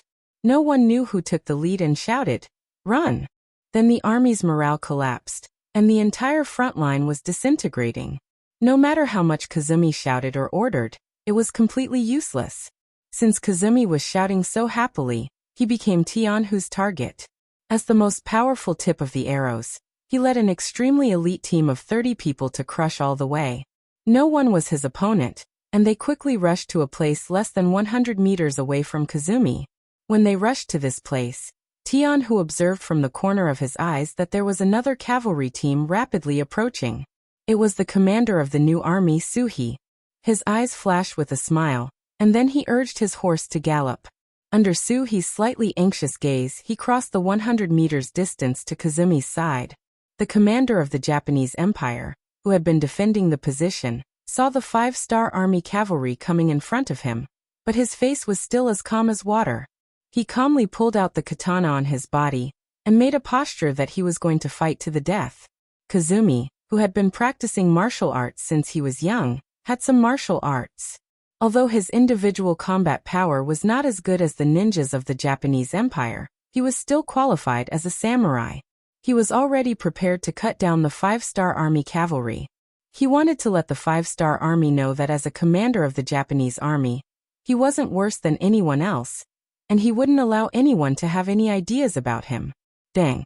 Golden sparks flew, which was the golden sparks produced by the heavy force of the cavalry sword and the katana. Under the heavy force of the katana, Kazumi couldn't help but take a few steps back. He didn't expect the strength of the 5-star army cavalry to be so great. His arm was already sore from just one strike. But what he didn't expect was that when Kazumi was still thinking of using the force of his retreat to prepare for the second strike, another cavalry sword appeared in front of him. Then he felt a pain in his neck, and there was a sweet taste in his throat. His vision began to blur, and his perception began to decline. He struggled with all his strength, and with the last of his strength, he looked down and saw that his chest had already been dyed red with blood. The blood wasn't anyone else's, it was his own. It was the second katana that Tianhu suddenly pulled out and performed a miraculous feat he didn't expect it at all. And with a single strike, he ended his life. Kazumi was dead. Although Tianhu was forced to use the second katana, because the process was too fast, it gave people the feeling that their commander had died tragically on the horse. Seeing this scene, the soldiers of the Japanese Empire, who originally wanted to hold on, turned pale. Without a commander, there was no unified command. Without a commander, it was like a group of dragons without a leader, and their fighting spirit was rapidly fading. Defeat was imminent, and there was no way to reverse the situation. The cavalry of the 5-star army was running all over the battlefield, and around them, more and more Japanese army were kneeling and surrendering. Anyone who wanted to escape by chance was greeted with sharp cavalry swords or arrows from afar. The situation was settled. Nishitohide was still waiting in the 5-star army's camp. Ever since he came here to see King Wunan of Daimyong, he was trapped in this military tent. There were people who sent him food and drinks, but no one paid attention to him. When he wanted to go out and say that he wanted to see Bugnam of Gojoseon, there would always be people from the 5-star army in front of him. When they were annoyed by the questions, these soldiers would use Yang Chendong's health as an excuse to delay the meeting. After knowing that Yang Chendong was unwell, Nishitohide still hoped that he would die of illness somewhere else, so that the Japanese Empire would have one less strong opponent. But in his heart, he warned himself that this was simply impossible. Not to mention that he had seen Yang Chendong before. He was very young, and his health was very good. As a commander, there must be a lot of people taking care of him. How could he get sick so easily? If he wasn't sick, why didn't Yang Chendong want to see him, and why didn't he talk to him? Could it be Nishitohide was very smart? Because of this, he thought of a terrible result. Could it be that Yang Chendong used the peace talks as bait to numb the army behind him, and then he would take the opportunity to do something? No matter how smart he was, he didn't think that Yang Chendong would launch an all-out attack. After all, Both sides had fought for a day or two, and the strength of both sides had long been known during the war. Even if they wanted to launch a surprise attack, at most they would have some advantages in the beginning. Once the Japanese Empire's army reacted, the Five-Star Army would not be able to gain any advantages. They didn't know the real situation of the Five-Star Army at all. The main reason was that Yang Chendong had disguised himself well. For more than a month, he had only sent out the Foreign Alliance Army. No matter how hard the battle was, he didn't send out any elites. Not only that, but he also selected the veterans who had been on the battlefield, and withdrew them from the battlefield. This made the Japanese army united, and they all had the idea of looking down on the Five-Star Army. On the battlefield, any idea of looking down on the opponent could very likely lead to a fatal disaster. Unfortunately, everyone knew this, but not many people could easily do it. Nishi Tohide, who had confidence in the Japanese army and looked down on the Five-Star Army, couldn't think of what Yang Chendong was planning. He simply stopped thinking about it and ate, drank, and slept well in the tent. He acted as if he wasn't in a hurry, and the Five-Star Army should be in a hurry. 4 days later, when Nishi Tohide was still sleeping comfortably in the tent, a few soldiers from the Five-Star Army came and said that the 6th young master wanted to see him. At this time, Nishi Tohide's face showed a trace of pride. He couldn't play psychological warfare anymore, and wanted to prepare for peace talks. He was ready to fight for more benefits for the Supreme General Ashikaga Yoshimasa. That's right. Ningshi Duoshio regarded the house arrest as Yang Chendong's probing. In his view, it was obvious that he had won. For this reason, when he walked all the way to the main tent, Nishi Tohide's face still had a confident and proud smile. He even imagined the moment when Yang Chendong would admit defeat. But all of this changed when he came outside the main tent and saw Kazumi's head placed outside the tent. He no longer had that smug look on his face. Instead, he broke out in a cold sweat. Ningshi Duoshio was already inexplicably shocked. He really couldn't figure out why General Kazumi's head would appear here. Wasn't he defending the front line of Changmin Prefecture with 50,000 Japanese troops? On his side, there was another 50,000 Japanese army led by Wadamura. With these 100,000 people forming a strong line of defense, how could they die here? His face was full of confusion, but his whole body was already covered in cold sweat. When he entered the main tent and saw the sand table in front of him, he noticed that most of the Changmin Prefecture's territory had been planted with red flags. The fear in his heart was even more serious. You killed General Kazumi? Under nervousness, Nishi Tohide no longer had the confident look he had when he was holding the Pearl of Wisdom. He said with a frightened expression. Sitting above the main tent, Yang Chendong's face was like spring. Facing Nishi Tohide's question, he didn't immediately answer. Instead, he looked at the petite Junko and smiled. Junko seemed to have received some kind of hint. First, she smiled at Yang Chendong, then looked at Nishi Tohide, who entered the tent, and said, "Yes, he is dead. He dared to disobey the emperor's order, and helped Ashikaga Yoshimasa. This is what they deserve." As the former princess of the Japanese Empire, Junko hated Ashikaga Yoshimasa, including those who followed the general. In her heart, she hoped that these people would be buried with her father. Kazumi's death was just the beginning. Junko said this with anger, which made Nishi Tohide's face become even uglier. He saw Junko's anger, and knew that this was the result of her emotions. Whether it was out of self-esteem, or because of his long-standing patriarchal mentality, he decided not to argue with Junko even though she was a princess.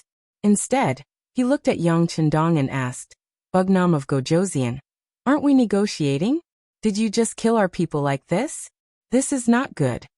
Nishi Tohide originally wanted to reprimand Yang Chendong verbally, but considering that he was in the enemy's tent, if his words were too harsh and angered Yang Chendong, he was afraid that the next result would be the same as Kazumi's.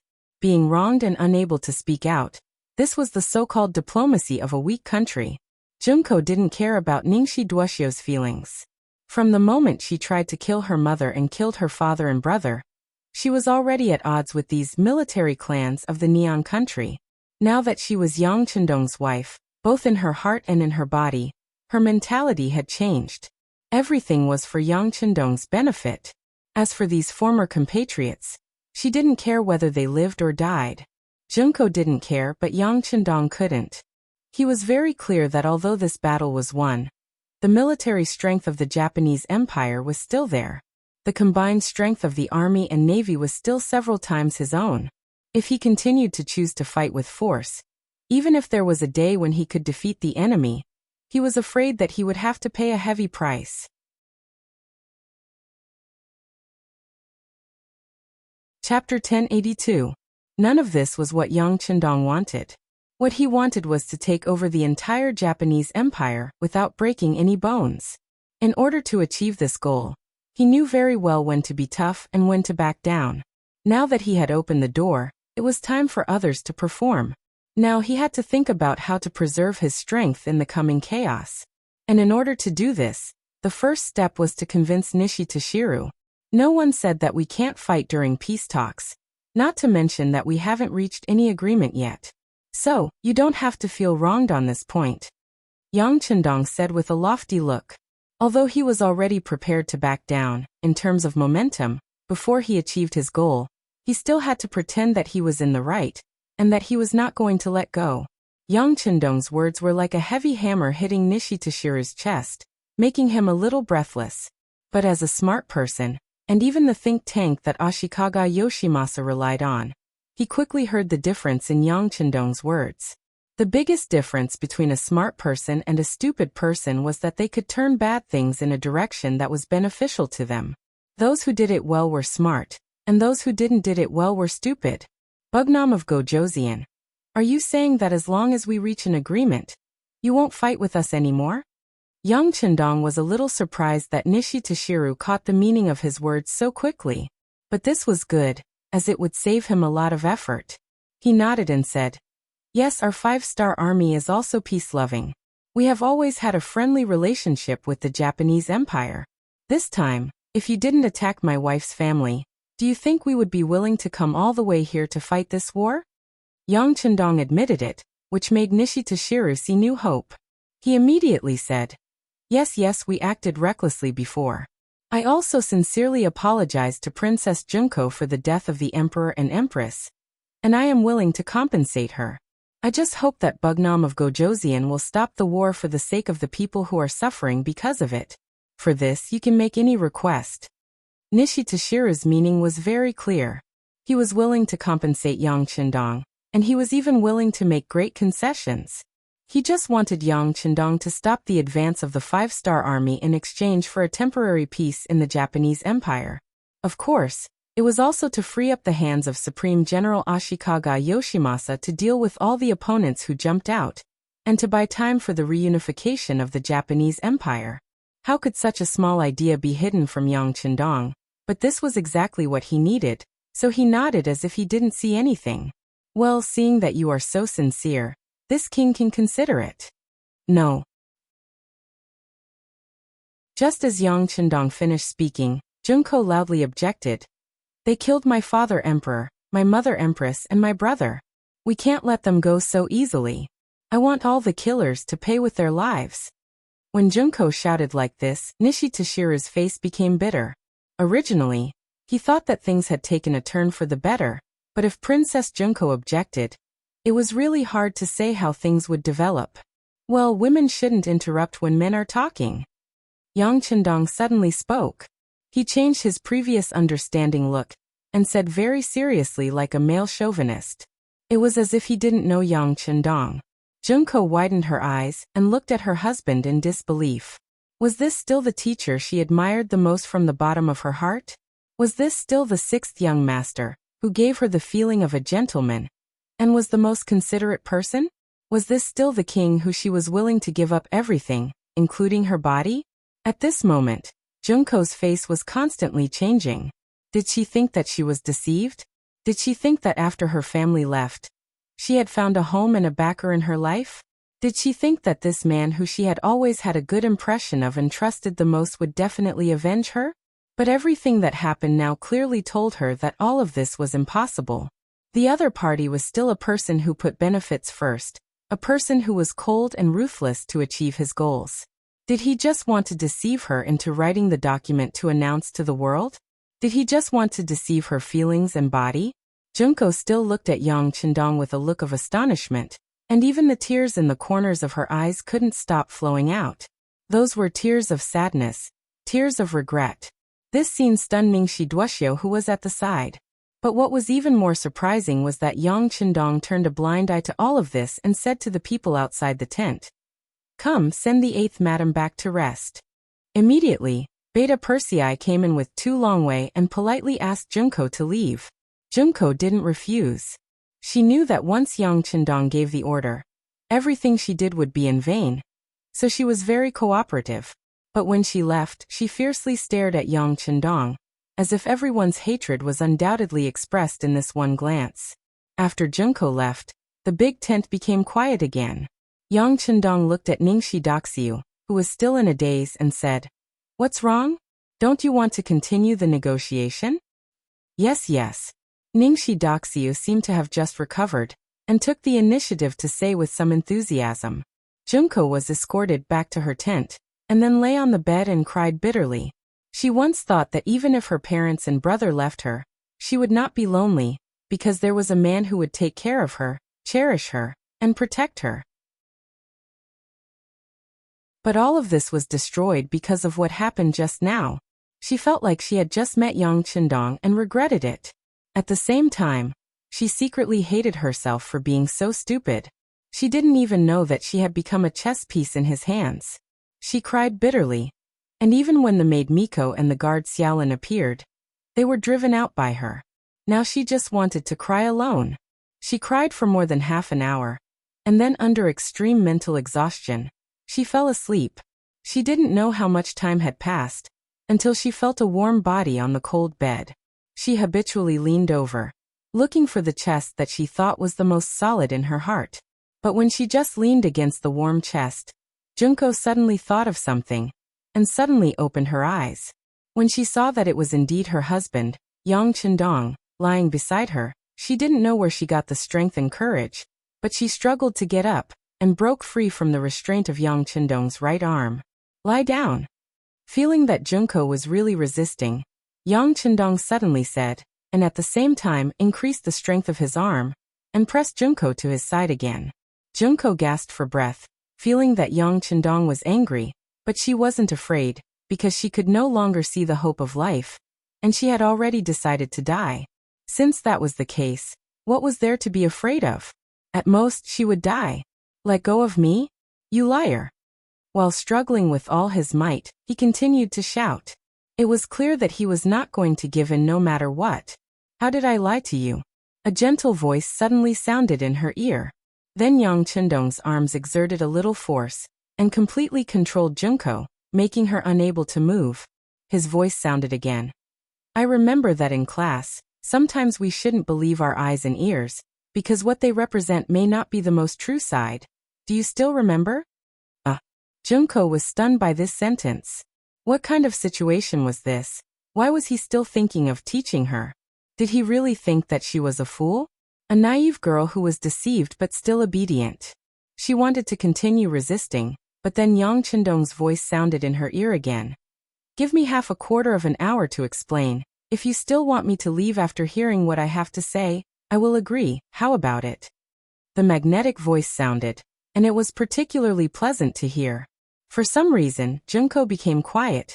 Maybe she didn't believe that Yang Chendong would deceive her, and she always wanted an explanation. Junko became obedient, and Yang Chendong's voice sounded in her ear.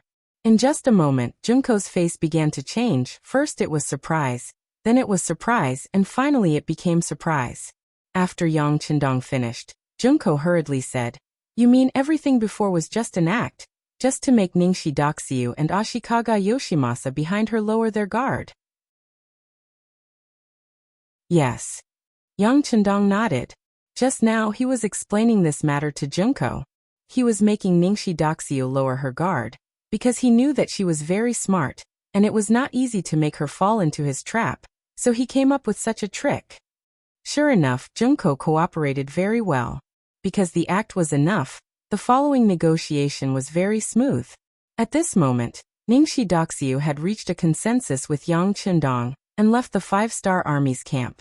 Junko, who finally knew everything, had forgiven Yang Chendong in her heart, but on the surface she still pretended to be angry and said, "If that's the case, why didn't you tell me in advance, so that I could be prepared? If you told me in advance, would you still be able to perform so perfectly? Would you still be able to deceive Ningxi Daxiu?" Yang Chendong asked. This time Junko didn't speak. Indeed, if she knew everything in advance, she wouldn't be able to perform so well. If she couldn't even deceive herself, how could she deceive others? Wouldn't that delay Yang Chendong's plan?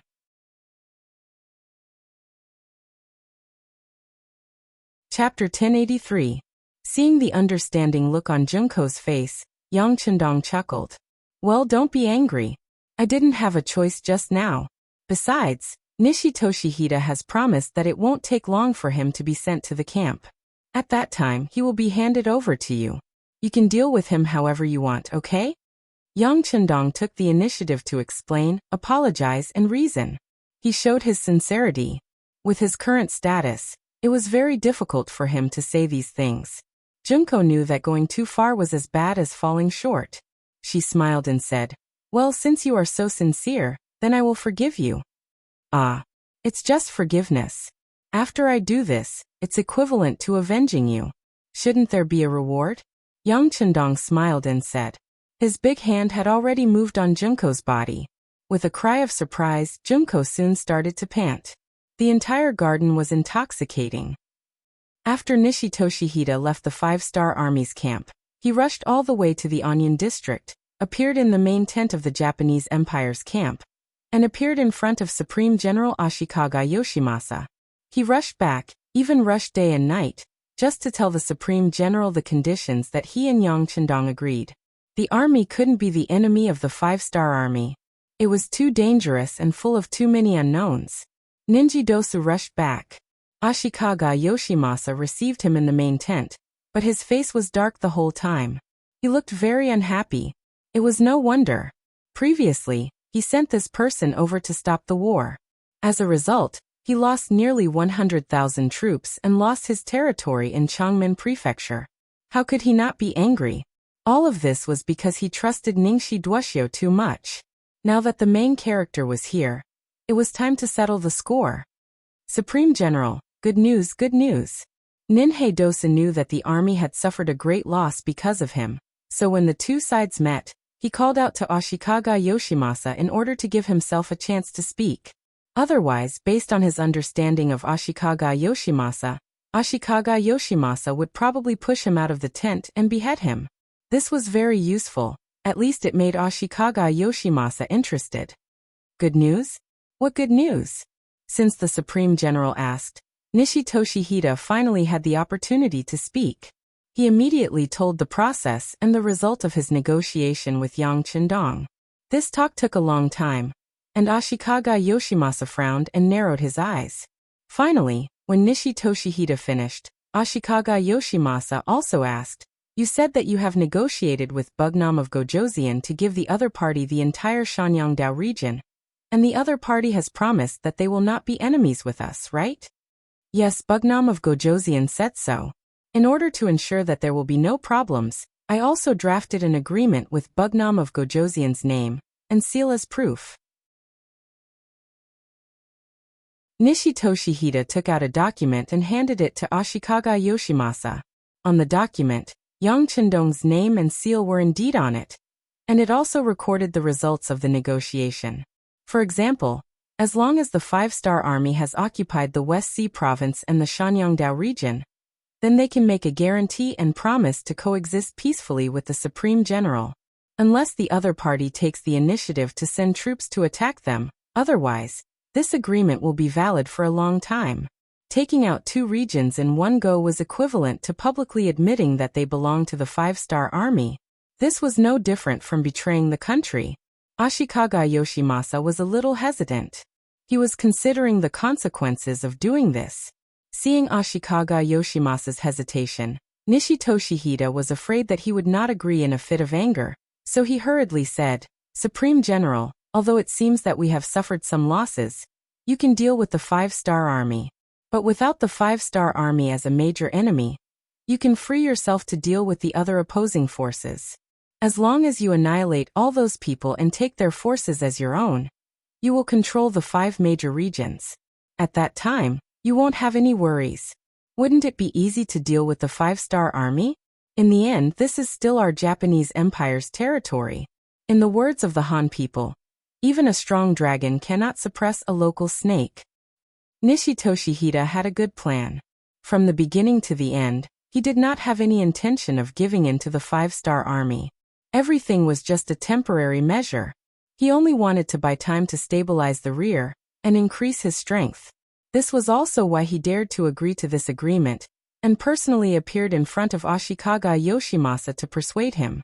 Ashikaga Yoshimasa's days were not easy at all. Ever since the death of the emperor, he knew that there was going to be a storm. Otherwise, why didn't he take the initiative to kill his way into the palace and destroy the royal family? Why did he allow them to be high and mighty? At the very least, that was the impression he gave to outsiders. Kuki Kiyoshi had killed the emperor's entire family without any warning. This had indeed brought him a lot of trouble. Fortunately, the Japanese Empire was currently in a period of chaos. This was where his hope lay.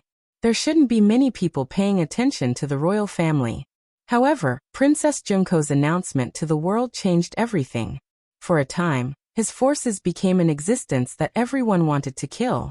It seemed that if one wanted to become the legitimate force, they only needed to scold them and send troops to fight them to prove that they were legitimate. Because of this, not only were the troops temporarily unable to be recruited in time, but the 5-star army was also suddenly pressing on the front. With an interception in front and a pursuit behind, Ashikaga Yoshimasa was already in a dangerous situation. If the 5-star army suddenly stopped attacking, this would undoubtedly give him a chance to catch his breath. With enough time, he would be able to get rid of those people who wanted to beat him while he was down. Ning Shidoxiu saw this and agreed to Yang Chendong's request without asking for permission. He also believed that as long as Ashikaga Yoshimasa wasn't stupid, he would definitely make the wisest and smartest choice. To be able to become a great general, not only was he brave, but Ashikaga Yoshimasa was also a very smart person. He only hesitated for a moment before nodding heavily. Fine, let's give the Sanyang path to the 5-star army first. However, I will soon let them know that eating this great general's food is not that easy to swallow. Ashikaga Yoshimasa agreed, and then issued a few orders. The 400,000 Japanese Empire troops stationed in the Sanyang path began to retreat. After leaving the Sanyang path, they didn't return to Ping and Beijing. Instead, they went straight to the Hokuriku, Tokai, and Shanin paths. There were already many warlords of the Japanese Empire there, who wanted to take advantage of the chaos. Now was the time to deal with them. The Japanese army withdrew and gave up the entire Sanyang path. Yang Chendong, who was already prepared, immediately gave an order. Then the 5-star army quickly moved forward and occupied the empty area that was not guarded by any army. Considering that they left in a hurry, most of the 2 million people of the Japanese Empire in the Sanyang path didn't leave. Faced with such a large number of people, Yang Chendong immediately ordered them to board the transport ships and move them away. Yang Chendong never had a good impression of the Japanese Empire, so he didn't have much feelings for the people here. In order to complete this task, he also authorized the division commanders under him to threaten the people of the Japanese Empire if they resisted and refused to leave with the ships. However, it was best not to kill them. Of course, if they encountered people who were very cooperative, they had to deal with them with a smile. After all, these people would become Yang Xie's people in the future. Just as Yang Chendong expected, during the migration process, they did encounter some resistance from the people of the Japanese Empire. They used the reason that they had lived here for generations and refused to obey the orders of the 5-star army. There were even some people who wanted to take advantage of the fact that there were many people around them and scolded the 5-star army. There were even some who directly threatened to attack them. Towards these people, the soldiers of the 5-star army who had already received orders didn't show any mercy. Those who scolded him were given a few punches and slaps to teach him a lesson. Those who threatened him with force were given a round of beatings, causing him to be seriously injured. According to Yang Qindong, other than not taking their lives, he had done everything he could to beat and scold them. For this matter, the five-star army also prepared for a large-scale cleanup if the local people resisted. For this reason, the matter was also reported to Yang Qindong. If something unexpected happened, he would order the encirclement and suppression order. In response to this request, Yang Qindong smiled and didn't sign it. Instead, he confidently said to Beta Persei, who sent the letter, "Don't worry, these people won't dare to do anything. As long as we show enough strength, they will definitely be more obedient than anyone else." Yang Qindong was used to the development and current situation of the Japanese Empire in later generations, so he naturally understood them very well. So when this order was issued to the army, some people thought that the sixth young master was too confident. Seeing that they were about to leave their homeland where they had lived for many years, how many people would be willing to obey? Regardless of whether the people below had doubts or not, the truth was the most real thing. When the five-star army showed their fists, the people of the Japanese Empire really became a lot more obedient. Those who took the initiative to jump out and wanted to use the fact that there were many people around them to cause trouble discovered that when the five-star army really did not hold back, their fellow countrymen and even their neighbors chose to stand by and watch. They chose to ignore it and stay out of it. This was naturally related to the national characteristics of the Japanese Empire. This was a nation that advocated the strong and powerful. Just like in later generations, when the Americans threw out 2 bombs, they who were originally arrogant became obedient. Later, when the Americans stationed troops on their island and repeatedly did some things that angered the heavens, nothing happened. In this regard, Huaxia's performance was much better than the Japanese Empire. In the face of the invasion and even domination by foreign races, they had been constantly resisting. Even if they knew that the hope was very small, there were still people who did it. Just like when the Ming Dynasty was destroyed and the Qing Dynasty was established, the so-called third prince of the Ming Dynasty also lasted for hundreds of years and resisted for hundreds of years.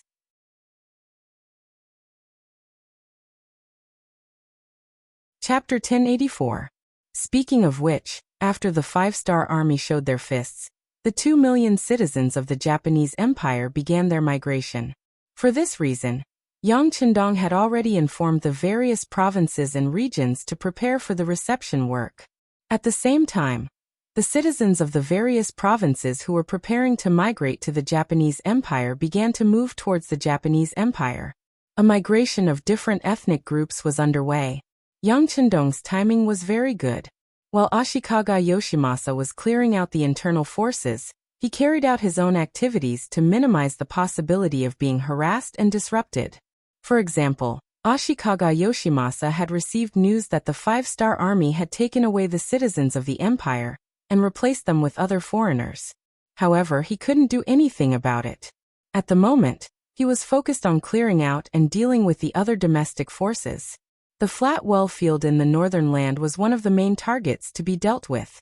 This person was originally an important minister that the emperor relied heavily on.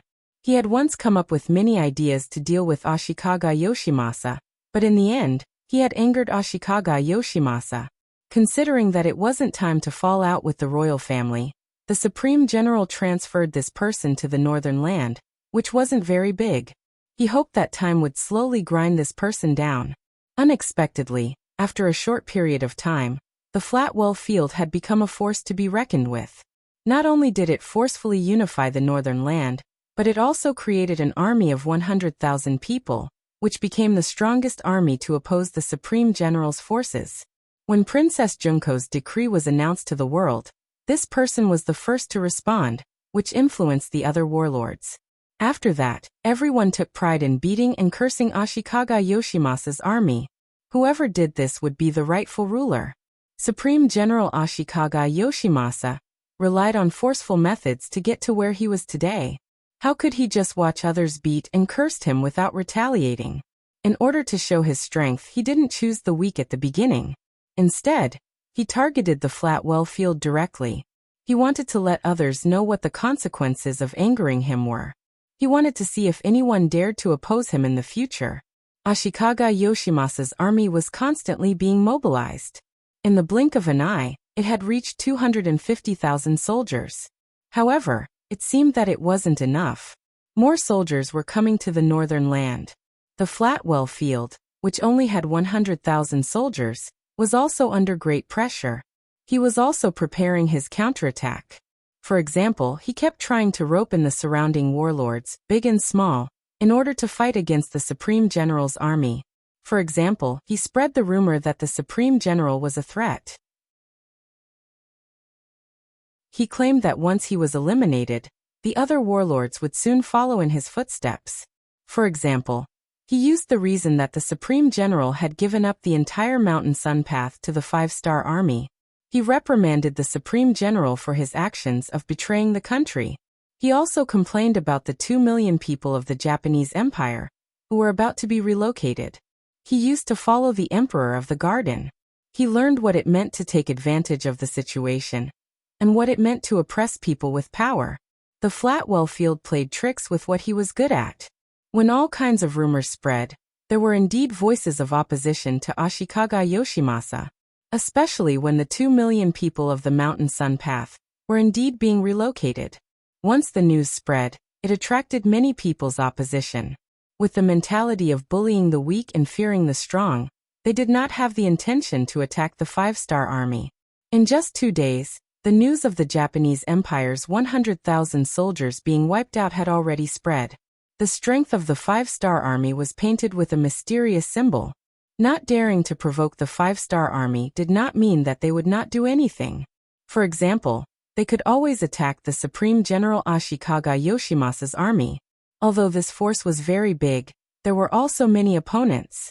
As long as the small forces gathered together, they still had the power to fight. The Flatwell field's tactics worked.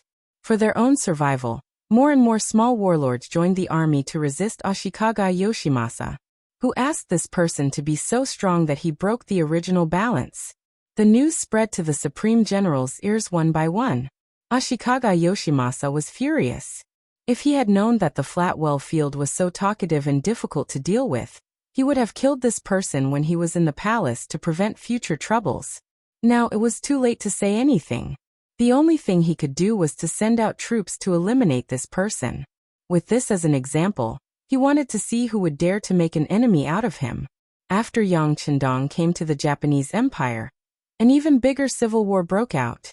After gathering an army of 300,000, Ashikaga Yoshimasa personally took up the role of the Supreme General and began to attack and occupy the Hokuriku.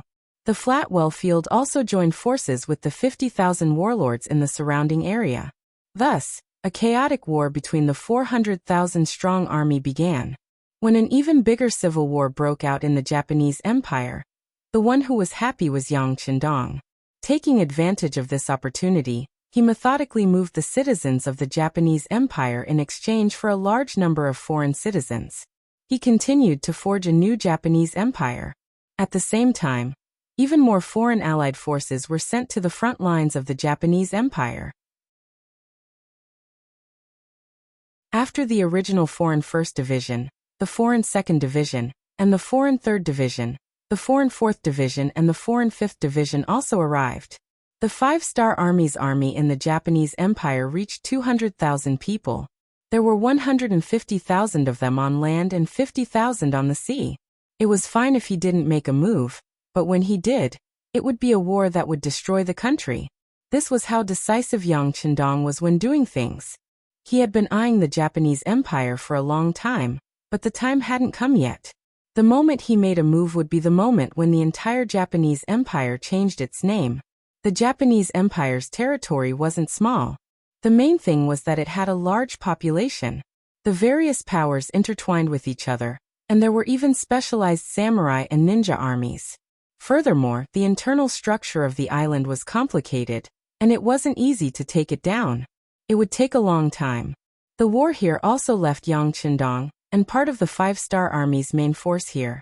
In the outside world, when they found out that Bugnam of Gojoseon and part of the 5-star army's main force were left behind in the Japanese Empire and couldn't leave, some powers became restless. Since the establishment of the 5-star army, which was known as a mercenary army, was terrifyingly powerful, They were good at fighting like a snake swallowing an elephant. They were good at fighting lightning in quick battles. At the same time, they had also won countless battles with a small number of people. It was precisely because of these characteristics that Yangxia was able to develop and grow. But at the same time, it was also feared by many powers. Because until now, no one knew what the five-star army's ultimate goal was. What did they want to do? To what extent did they want to expand? If it was said that before, some people thought that Yangxia was just making a small fuss, and that the places he chose were barren, then with North Korea, Luzon, and especially now with the war against the Japanese, these thoughts were finally about to change.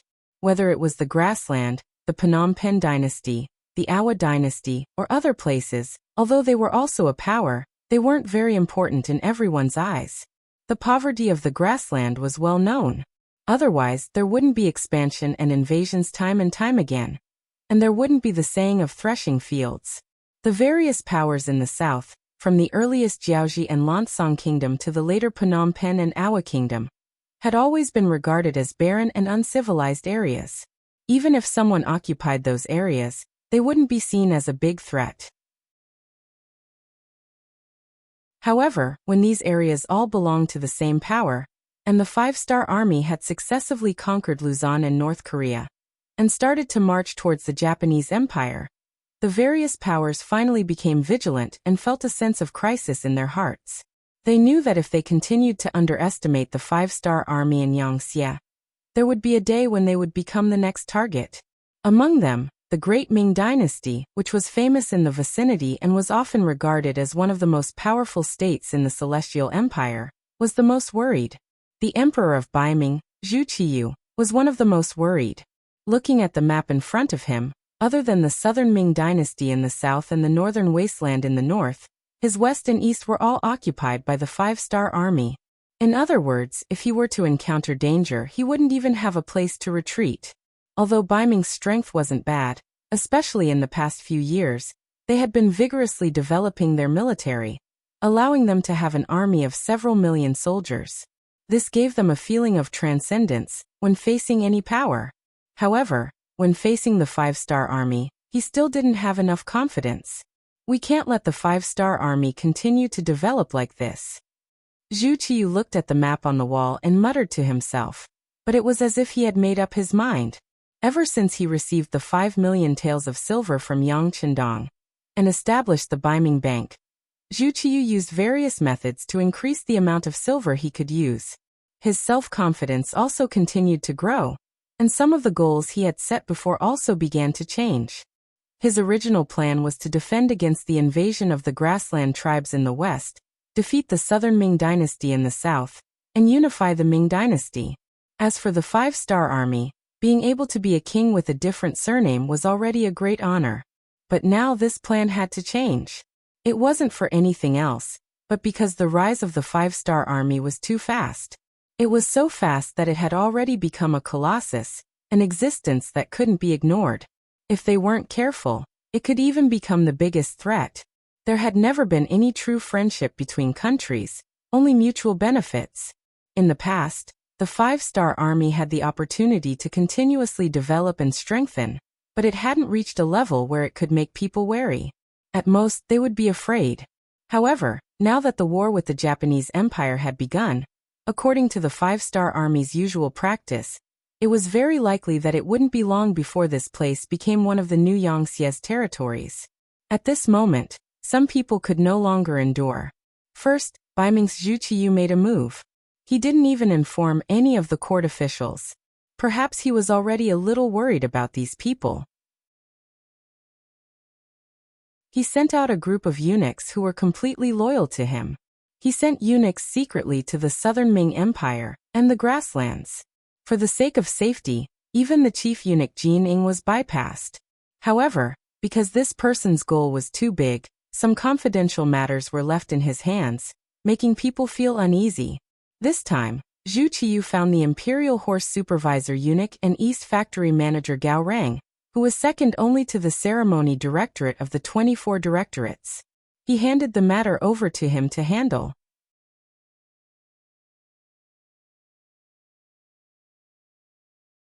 Chapter 1085. Gao Reng didn't disappoint. He quickly found his confidants and arranged for them to secretly travel to the southern Ming Empire, and the Wara-Wara's leader, Yes Hen, to be able to become the leader of a faction. All of them were intelligent people.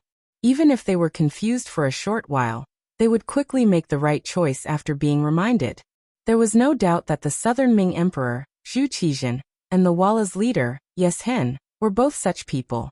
The southern Ming Empire was currently considering its own unification. It seemed like the problem of the little prince of Nanming had been solved, but Zhu Huichen, the prince of 3 provinces, had appeared. Just as they were thinking about how to deal with this person, Baiming took the initiative to express goodwill, and said that they wouldn't amass a large number of troops at the border. This was like someone sending a pillow to Zhu Qizhen when he was sleepy. Zhu Qizhen had no reason to refuse. The Wara's leader, Yes Hen, was also having a headache recently. Because of the terrain, he was currently sandwiched between the forces of Baiming, the 5-star army, and the Ili. There was limited space for him to move around, especially when the 50,000 Liaodong Iron Cavalry appeared. They would occasionally find opportunities to attack him, giving him a headache. The Emperor of Baiming suddenly sent an envoy to express goodwill. This was exactly what he wanted, so there was no reason to refuse. Thus, in a short period of time, Zhu Qiyu's art of coordination and coordination had already reached a certain level. Without the constraints of the southern Ming Empire and the grasslands, he could finally relax and focus on developing his own strength. Thus, he did 2 things in succession.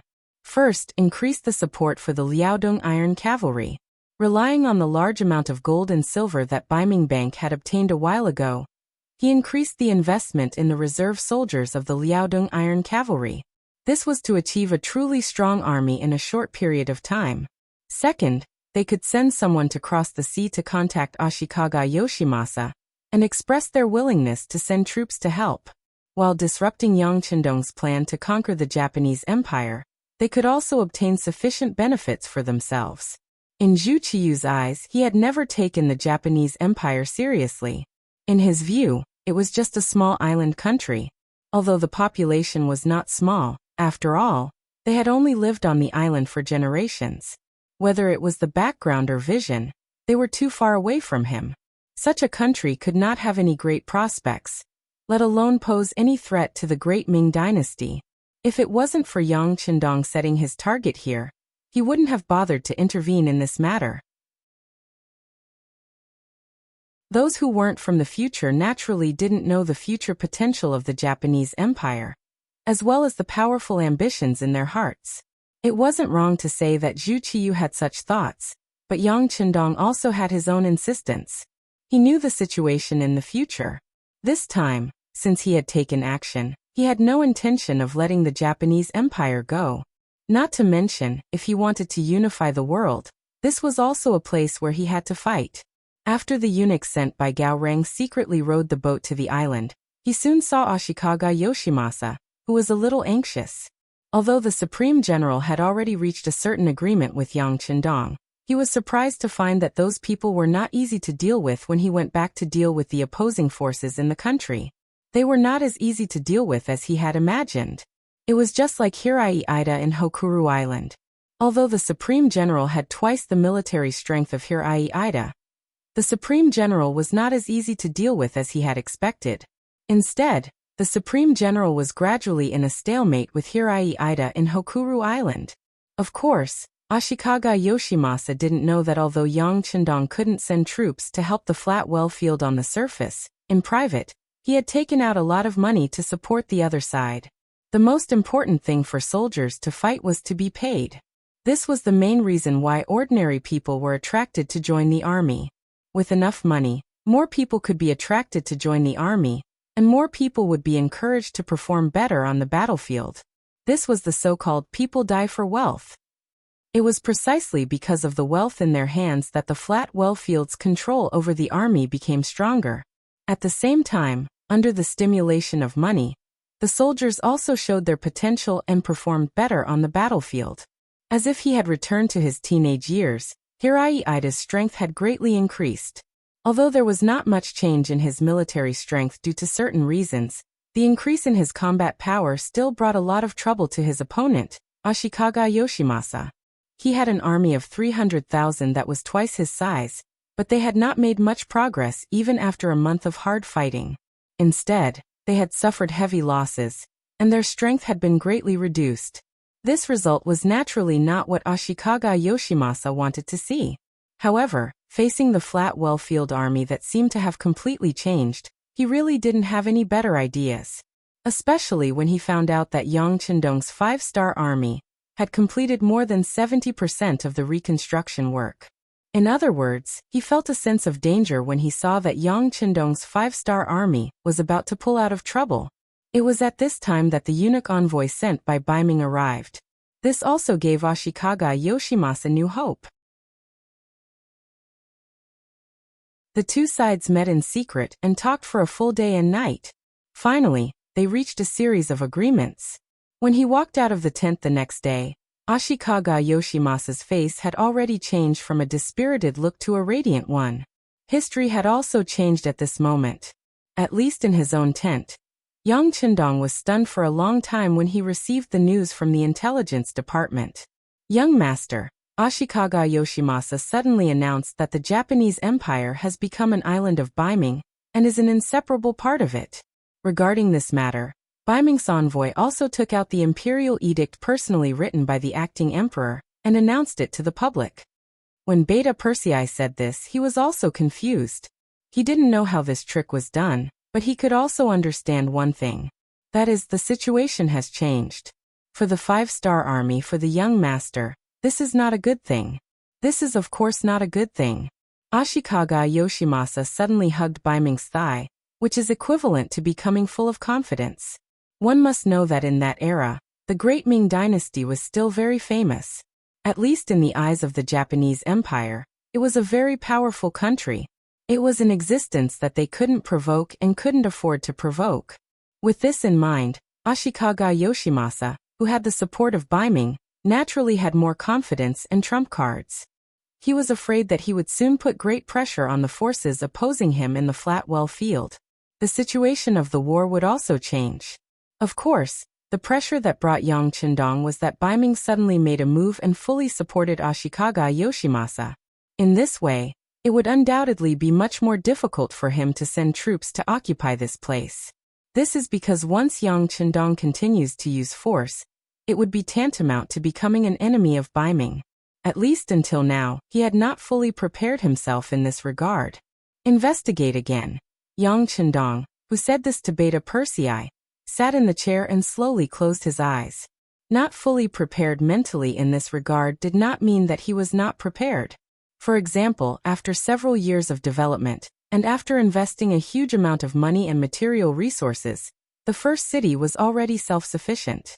This was also Yang Chendong's preparation for the possibility that Baiming might suddenly cut off his transportation line. The origin city might be barely self-sufficient, but in the far eastern region of the Siberia region, the supplies there were still very scarce.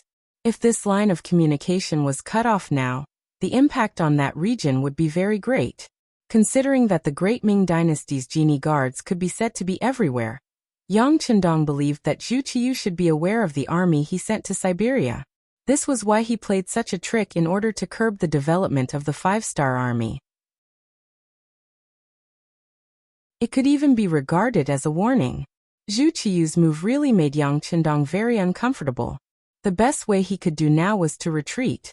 For example, withdraw from the Japanese Empire, and return the territory he had previously occupied in order to show goodwill to Baiming, and keep the transportation line unblocked. After solving these problems in the future and having the strength to compete with Baiming, he would send troops to the Japanese Empire. Yangtze's development seemed to be very fast, and the progress was very smooth. However, in the end, their foundation was still too weak, especially with the rapid expansion plan. So many occupied places were not safe. From time to time, civil strife would break out in some areas and provinces, and it would take some effort to pacify them. Internal stability was a big problem, and the lack of military strength also gave Yang Chendong quite a headache. Considering the elite route, considering that the morale of the people was not very stable, and the expansion of the troops was also a problem, The size of the five-star army had always been small.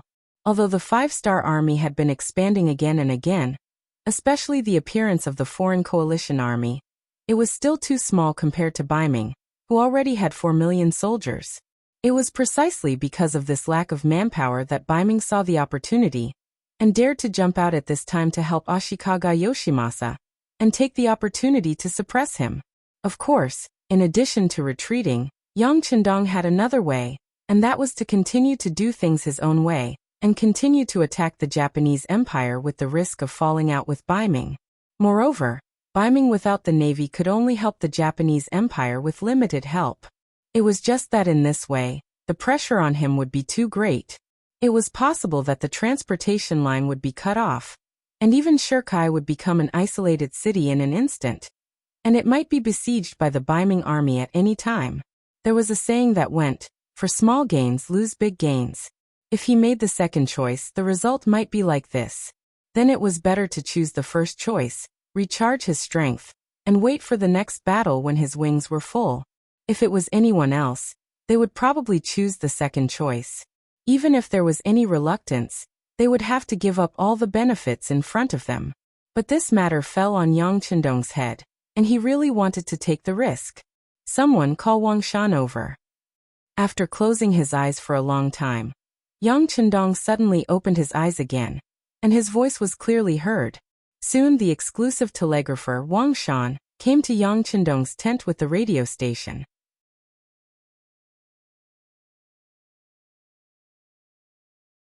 Chapter 1086. Ashikaga Yoshimasa had suddenly become a member of the Baiming Imperial Court. Even though the current Baiming Imperial Court was not as glorious as the Ming Dynasty, it still put a lot of pressure on the other warlords of the Japanese Empire. Some of the smaller factions of the Japanese Empire, who had wanted to send troops to harass the Supreme General, hesitated and decided to bide their time. Using this opportunity, Ashikaga Yoshimasa sent out the eloquent and resourceful Nishi Toshihida to various places to put pressure on them and express his goodwill. He said that as long as they were willing to turn over a new leaf, he would let bygones be bygones. He would even consider fighting for more benefits for everyone when the new country was established. Once the promise was made, coupled with Nishi Toshihida's ability, many people responded quickly. It was still the same old saying that benefits were the only thing that would never change. In the face of benefits, the previous dirty deeds were nothing at all. In just 10 days, 7 small and medium-sized forces expressed their intention to attach themselves to Ashikaga Yoshimasa. These people added up to about 15,000 people. Although the number of people didn't seem to be a lot, the beginning was always the hardest. Once there was a good start, the following matters would be much easier to handle. Another 10 days passed, and another 30,000 people changed their allegiance. They went from being opposed to Ashikaga Yoshimasa to supporting him. Not only that, but 10,000 of these 30,000 people were originally allies of the Flatwell Field. With this change in attitude, the Flatwell Field was facing a crisis. When the factions weren't as united as one, Supreme General Ashikaga Yoshimasa took this opportunity to launch a counterattack. He attacked the Hokuriku province, and 5 days later, he took over the Hokuriku province's Ekizan prefecture and headed straight for the Flatwell Field's headquarters, Uechung Prefecture. 2 months had passed since Yang Chendong took over the jurisdiction of the Shanyang Path. The migration of the people had been completed, and the people transferred from other provinces were trying their best to integrate into the environment and climate. In half a month, the land distribution would be completed. When that time came, if someone came and wanted to reoccupy the land, even if Yang Chendong agreed, the people who had received the land would not agree. Yang Chendong had already made a decision about Baiming's interference in the Japanese Empire. He didn't choose to back down, and instead he chose to face. Firstly, the current chaos in the Japanese Empire was the best opportunity for him to make a move. If he backed out now, he didn't know when such a good opportunity would appear again. Secondly, compared to his own goal, Yang Chendong's time was tight. It wasn't hard to imagine. He definitely wouldn't allow his limited time to waste on the Japanese Empire. So what if it was Baiming? If it was a confrontation, then so be it. He was no longer the great Ming dynasty, and even if he was, he wouldn't be afraid with the advantage of Okura. Speaking of Okura's advantage, Yang Chendong had already sent a telegram to the Army Command Headquarters. He ordered the Deputy Commander Lung Song to send the 4th Division of the 1st Army and the 7th Division of the 2nd Army from Southeast Asia to the Japanese Empire, using transport ships. This time, not only were they using 2 firearms, but they were also using a lot of cannons. Yang Chendong was ruthless. If Ashikaga Yoshimasa resisted too fiercely, he wouldn't mind using cannons to teach him a lesson. In short, this time, he would definitely destroy the Japanese Empire. Before this, Yang Chendong first contacted Tiger's Mane, Yumian, and the others in the first city. He directly told them that once he continued to make a move in the Japanese Empire, it was very likely that Baiming would cut off the transportation line. At that time, the other party wouldn't be able to be self-sufficient while also ensuring the basic supply of supplies to the Far East. The first city had only been built for a few years. It was already very difficult to be self-sufficient without the support of Chichen City. Now they still had to provide help to the Far East. Although it was only a basic supply, the pressure was still not small. In this regard, Yang Chendong didn't have too many expectations. However, to his surprise, after some discussion, Tiger's Mane and Yumian quickly replied that there was no problem. When they made this answer, only God knew how much pressure they were under. When Yang Chendong received the reply, he was excited. At the same time, he asked Wang Shan to call back and thank Tiger's Mane and Yumian for their sacrifice for the overall situation. At the same time, he would solve the matter of the Japanese Empire as soon as possible and reopen the transportation line. Not to mention that Yang Chendong was making all kinds of preparations and efforts. Ashikaga Yoshimasa was also not idle. After receiving the support of Baiming, he seemed to have become the embodiment of justice and the orthodox existence. More and more forces had joined him, and many of the middle forces were wavering. It could be seen that it wouldn't be long before these people would also choose him. This directly caused a lot of pressure on Shuichi Hirata. Their original allies had either rebelled or wavered. In any case, it was impossible to count on them to contribute any more. The original army of 150,000 people had been reduced to less than 100,000 people. Ashikaga Yoshimasa also began to sound the horn of attack. It seemed that he wanted to take advantage of the situation to settle the situation. The reason why Ashikaga Yoshimasa was so confident was because of Kobayakua's secret surrender. Kobayakua was a force with nearly 20,000 soldiers. With his strength, he was worthy of being called a big name. Initially, he didn't like Ashikaga Yoshimasa, or perhaps he wanted to use this opportunity to gain benefits. That was why he formed an alliance with the so-called like-minded Flatwell Field, causing quite a lot of trouble for his opponents. After Zhu Qiyu's move, Ashikaga Yoshimasa's confidence began to increase, and it also changed Kobayakua's mind. Especially after secretly meeting Nishi Doxiu, the balance in his heart finally changed. Nishi Doxiu was a very smart person. This time, not only did he want Kobayakua to be his pawn, he also asked him not to announce his surrender. He wanted him to be prepared to deal a heavy blow to the Flatwell Field at the crucial moment. This was to prove that he had joined the great general's camp. Kobayakua, of course, would not refuse. He agreed immediately and began to wait for the opportunity. When he finally saw the great general's attack, he knew that he was about to be put to good use.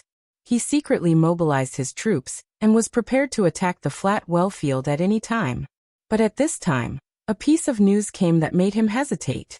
In just 3 days, 6 leaders of the Japanese Empire, who had defected to Ashikaga Yoshimasa's forces, were secretly assassinated. After the incident, there was no clue at all. The identity of the murderer became a mystery, making the situation that seemed very clear become blurred again. The sudden assassination plan made Kobayakua, who was prepared to take action, hesitate. His many years of experience told him that this matter was strange. If he didn't understand what was going on, he might regret it for the rest of his life if he made a decision casually. There were many people who had the same idea as Kobayakua. After all, 6 people died in 3 days. If it was a coincidence, no one would believe it. Then the question was, why did they die? Why were they killed so quietly?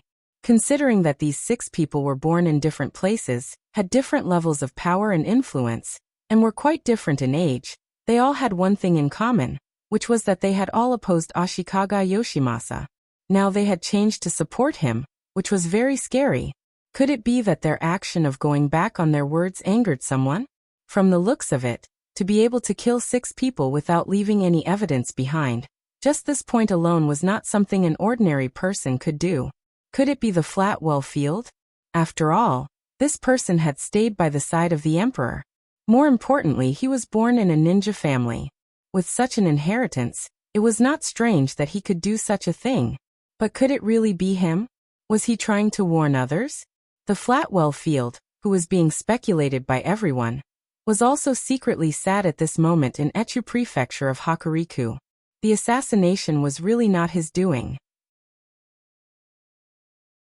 It was true that he was born in a ninja family, but no one knew better than him that the ninja masters of his family had long withered. The only one they could rely on was Kobayakawa, who always protected him. How could Flatwell Field, who no longer had the ability to threaten others and could only defend himself, do such a thing? For this reason, he specially called Kobayakawa to ask him about this matter. Kobayakawa, could it be someone who has a very good relationship with our family, or your former friends who couldn't stand it? No. After a little hesitation, Kobayakawa gave an answer. As if he found that Flatwell Field didn't believe it, he replied with a solemn face. If only 1 or 2 people died, it might be possible, but 6 people died at once. This is a bit unbelievable. You know, the ninja power of our family has long been declining. Even if they wanted to do it, I'm afraid they don't have the ability to do it. Kobayakawa's answer completely cut off Flatwell Field's idea. He sighed and said, "Then who could it be?" "General, it shouldn't be the work of the Japanese Empire. Most of the ninja forces are now in the hands of Ashikaga Yoshimasa. He wouldn't do such a thing, and because of his existence, no one in the Japanese Empire has the strength and courage to do such a thing." So, listening to Kobayakawa's analysis, Flatwell Field felt that he had grasped something. "So you said that it's not the work of the Japanese Empire. Could it be Bugnam of Gojoseon?" "It's Bugnam of Gojoseon, it must be him." Ashikaga Yoshimasa, who was in Hokuriku's Ekizen prefecture, was roaring angrily in a large courtyard that he had just occupied not long ago. At first, like everyone else, he thought that the killer was Flatwell Field, who asked him to be his biggest enemy now, and at the same time, he also had a ninja background. But when he also called Matsumoto Kazuma, who was in charge of the ninja department, he ruled out the possibility that Flatwell Field was behind the scenes, and finally set the target on Yang Chendong.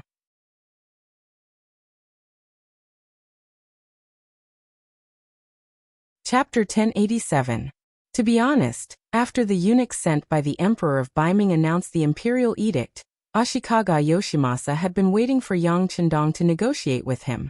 In his opinion, since the master behind him had already spoken, how could a mere king with a different surname not know when to advance or retreat?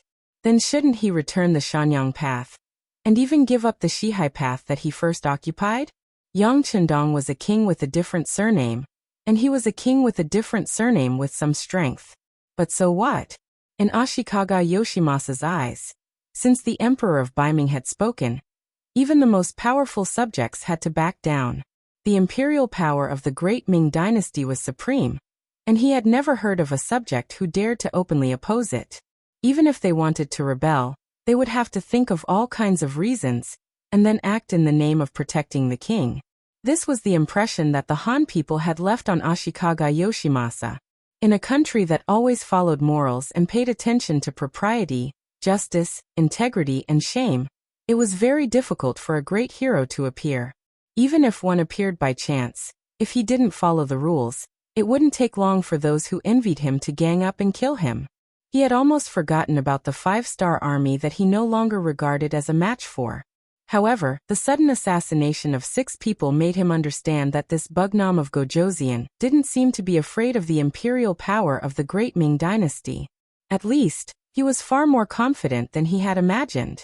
When the result came out, even Ashikaga Yoshimasa was shocked. Could it be that he had to compete with this King Wunan of Daimyang? Of course, Ashikaga Yoshimasa wasn't afraid. After all, this was the territory of the Japanese Empire, and he had the support and recognition of the Emperor of Beiming. His military strength and provisions were many times more than the five-star army, so there was no reason for him to be afraid. If he had to say something, then it was to prevent the other party from assassinating him. After all, this kind of method could be used to deal with others, but who could guarantee that it wouldn't be used to deal with him? Koen Matsumoto, I will have to trouble you next, please show your strength.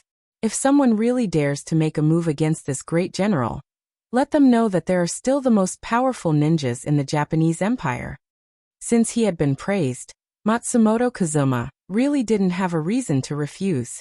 Not to mention that the ninjas behind him had to rely on the great general. After all, ninjas were born with martial arts first priority, first, second, and ignored other things like how they had to deal with ordinary people,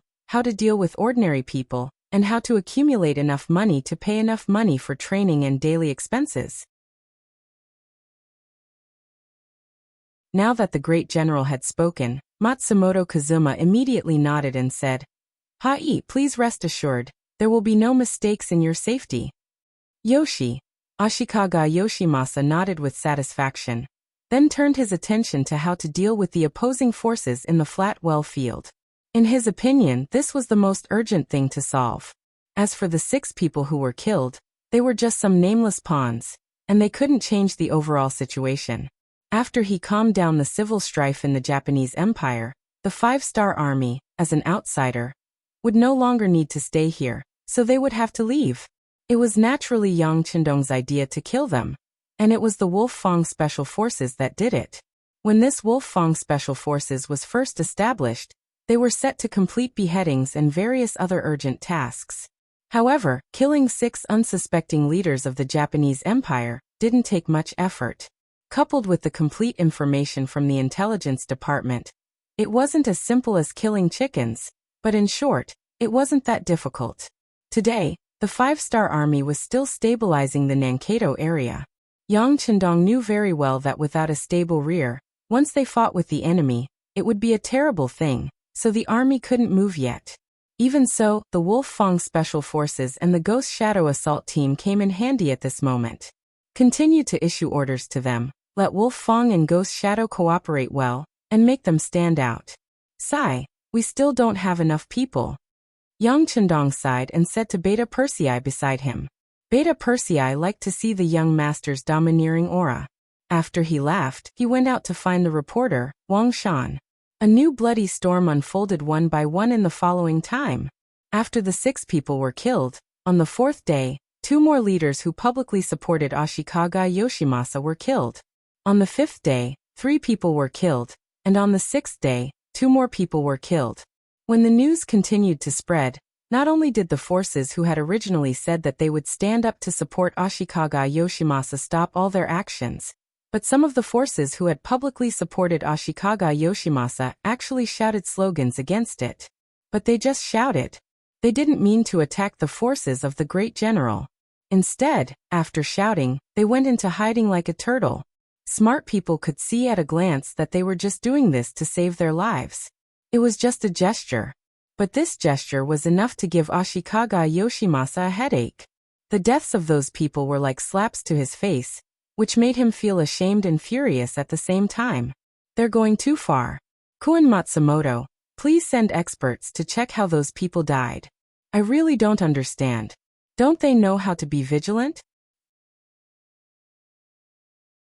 While cursing Yang Qindong's unscrupulous actions, Ashikaga Yoshimasa also hated those dead people. They didn't even have the strength to protect themselves. They really deserved to be killed. Ashikaga Yoshimasa was angry. He thought that he must find out the reason and then give a firm counterattack, because this is a serious provocation to him, the great general. Matsumoto Kazuma moved quickly. 3 days later, he returned to Ashikaga Yoshimasa with the results. He had already seen the bodies of the dead, so it was easy for him to find the gunshot wounds and the bullets that had entered their bodies. Oh, so they were killed by firearms from a distance? Listening to the report, Ashikaga Yoshimasa asked with some surprise. Yes. I have long heard that the firearms in the five-star army are very advanced. Now it seems to be true. Matsumoto Kazuma nodded and admitted. The facts were in front of him. Ashikaga Yoshimasa's heart also gave birth to a trace of fear. After all, the unknown was the scariest. What if the five-star army used the same method on him? What should he do? Would he be able to defend himself? Just as his face was constantly changing and uncertain, Matsumoto Kazuma on the side seemed to have seen something. He reported again and added, I have brought people to see it, and I have also done a professional investigation. The effective range of this firearm should be very far, but it is only about 600 meters. When these people died, the guards around them were concentrated on the periphery, which gave the shooter a chance. And if we can arrange more people to protect the Supreme General when you go out, and at the same time, the safe search range is 600 meters away, then no one can hurt the Supreme General. And these assassins sent by the five-star army will not be able to succeed. This answer was exactly what Ashikaga Yoshimasa wanted to hear. After seeing that Matsumoto Kazuma had a specific arrangement, he smiled with satisfaction and said, Very good, I am happy to have a captain like you. It's just that some people must be punished when they make a mistake. Since you know what is done, then Kun Matsumoto should know what to do next. Matsumoto Kazuma quickly understood the meaning of Ashikaga Yoshimasa's words, and immediately replied, Supreme General, don't worry, I will arrange for the best ninjas to be dispatched, and we will definitely give the five-star army a good lesson. For this result, Ashikaga Yoshimasa was very satisfied. He reached out and patted Matsumoto Kazuma's shoulder to show his affection. But what they didn't know was that the so-called musket could only shoot up to 600 meters away. This inference was correct. From this point of view, Matsumoto Fuma and his ninjas were quite capable. But the reason why the sniper rifle could shoot at such a close range was because it was a trap set by Taihu. The bullets were not shot from the sniper rifle, but from the ordinary Type 95. This was done to create an illusion and make them slack in their defense. Of course, this was a matter for the future. For now, they were preparing to take revenge on the five-star army.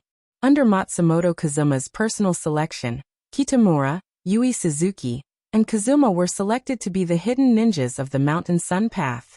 Ninjas were also divided into different levels.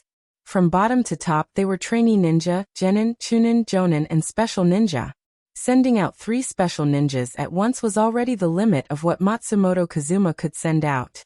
This was because he only had 4 special ninjas on his side, including himself. This time, other than himself, the other 3 special ninjas were sent out. Only the 3 special ninjas were sent out, and there were no other ninjas to assist. Matsumoto Kazuma wanted to achieve the goal of being silent. He didn't want to send out too many people and leak the location of the ninjas. The 3 special ninjas were sent out in secret. Even with Yang Xie's intelligence department, they couldn't find any traces, but the relevant defensive measures had already been taken. After Yang Chendong sent out Wolf Fang and Ghost Shadow, he was prepared for a counterattack. The reason why his subordinates couldn't find anything was because the person who came was too strong. But this kind of strength might affect others, but it was nothing to Yang Chendong. Ever since Yang Chendong came to this era, not only did he have the help of the mysterious Daikara, but his strength was also constantly rising. Especially as Yang Xie's forces grew bigger and bigger, after he made a request, some famous martial artists were found and sent to Yang Chendong. After talking with these people, Yang Chendong's strength was also constantly rising, and he had already touched the threshold of half-step Grandmaster.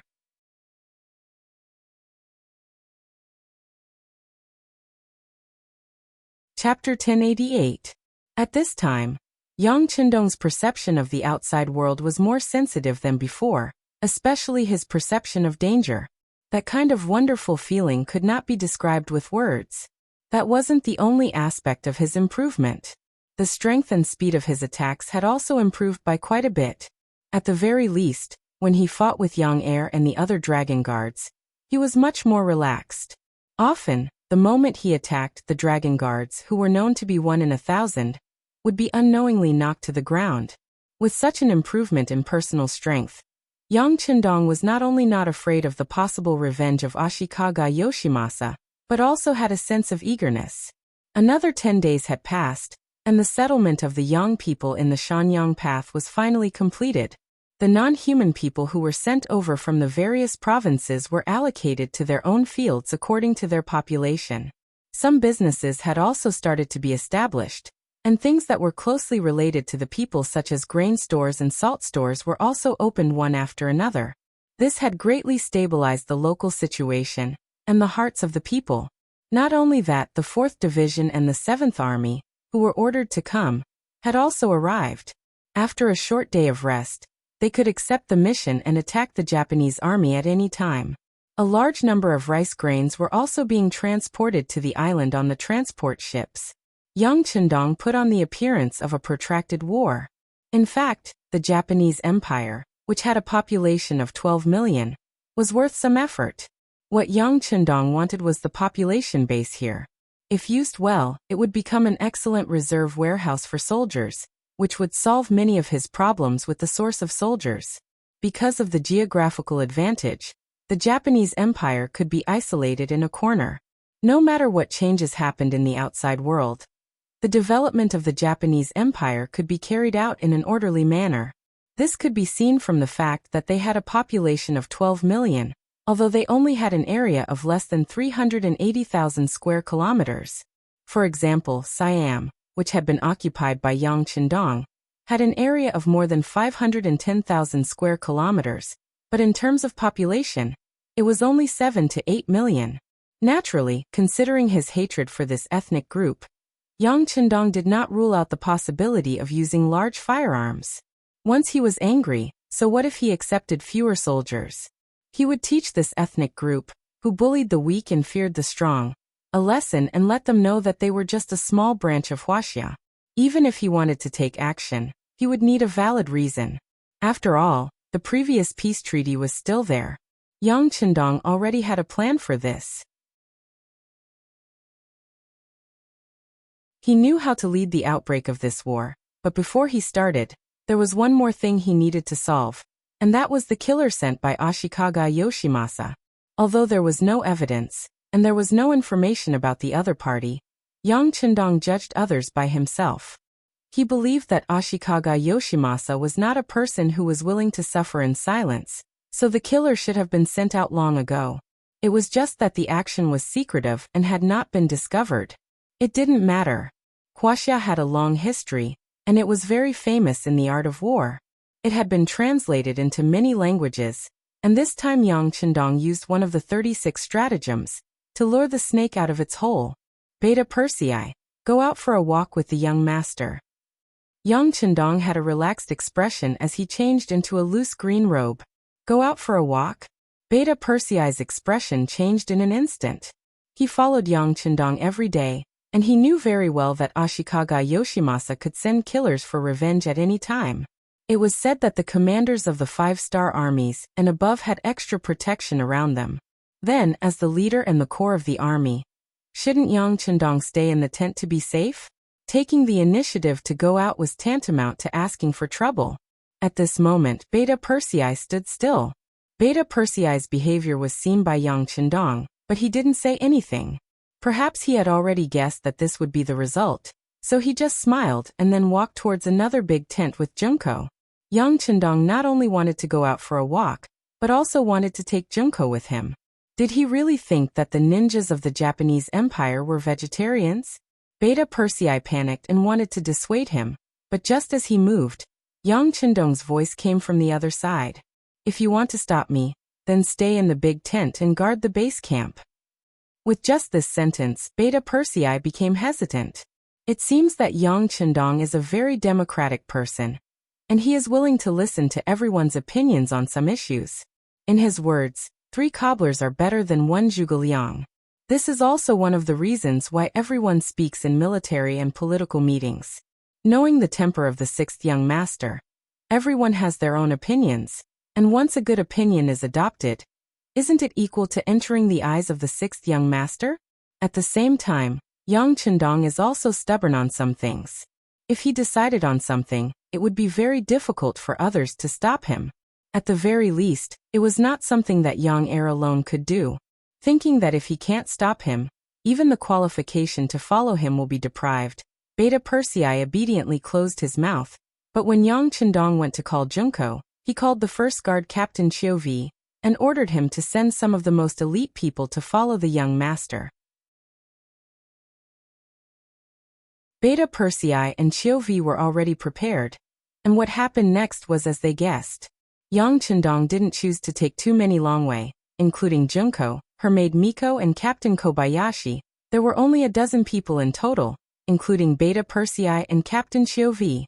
More than a dozen horses walked out of the barracks unhurriedly, from the south to the north.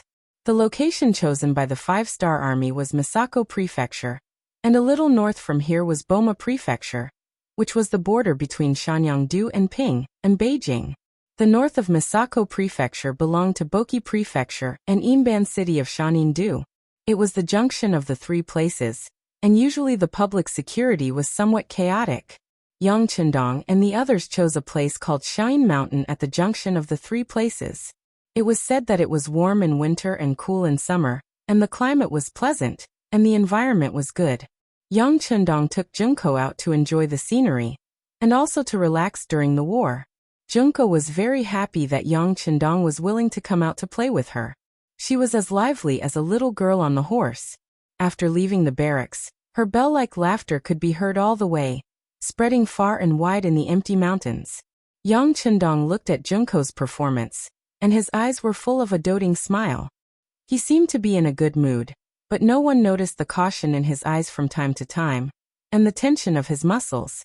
He was in a state where he was ready to go all out at any time. The group of more than a dozen people went all the way. Except for Beta Persei, Chiovi and Kobayashi, the other Longwei spread out, keeping a distance of dozens of meters away from Yang Chendong and the other corps members to ensure that if there was any danger, they could warn them at any time. Although there were few people, the division of labor was clear, and each direction could be guaranteed to have 1 or 2 Longwei, which also greatly enhanced the sense of security. Yang Chendong and the others arrived at the foot of Shaoyin Mountain without any surprises or dangers. Here, they saw a spring that was flowing. Because of the geographical and environmental reasons, there were many springs in the Japanese Empire, which directly led to the development of the hot spring industry in the Japanese Empire. Therefore, the appearance of this spring was not unexpected. The moment she saw it, Junko happily got off the horse and came to the spring under the accompaniment of the maid Yoshiko. At this time, it was September, and the weather was still a little hot at noon. But when they came to the spring, a cool breeze blew on their faces, making Junko smile happily. She didn't forget to ask Yang Chendong to come down from the horse to share this cool breeze with her. Of course, Yang Chendong wouldn't refuse Junko's enthusiasm. He looked around casually, then slowly jumped off the white dragon horse. At the same time, he ordered Beta Persei and Chiovi, "Tell the brothers to rest for a while, don't be so nervous all the time." After the 6th young master spoke, Chiovi waved his hand, and the 10 Longwei immediately dismounted and found a cool place to rest for a while. At this moment, Yang Chendong also walked towards the spring with steady steps. But at this time, a sword light suddenly flew out from the dense forest in front of the spring. The target was Princess Junko, who was still squatting there with a happy face. The sword light came out of nowhere. It was so sudden that Junko, who was attacked, couldn't help but fall to the ground after letting out a scream. She could only watch as the sword light pierced towards her throat. At this critical moment, the maid Tomiko, who was following beside her, moved. She pulled out a soft sword from her waist and met the sword light head-on. The two collided and saved Tomiko from the butcher's knife. Taking advantage of this opportunity, the captain of the guards, Xiao Lin, had already rushed forward. Along with him was Yang Er, who had pulled out his sword. Even the captain of the Longwei First Squad, Chiovi, also brandished his sword. While calling people to protect the 6th young master, he also rushed towards the spring. Yoshiko blocked in time and saved Junko, but she couldn't win. She was stabbed in the shoulder, and blood stained her arm. Fortunately, Yang Er and Kobayashi arrived in time and took their places. The two of them fought with the ninja assassins who were dressed in tight black clothes that had suddenly appeared from the left and right. Don't let him escape. Yang Chendong surprisingly didn't rush forward. Instead, under the protection of 2 Longwei, He stood in place and pointed at the ninja of the Japanese Empire. With his order, the other 8 Longwei formed an encirclement under the leadership of Chiovi, firmly surrounding the ninja of the Japanese Empire, cutting off all his escape routes. When things developed to this point, it seemed that everything was going very smoothly. The ninja who appeared looked like he would be captured if he didn't die. There was no way out.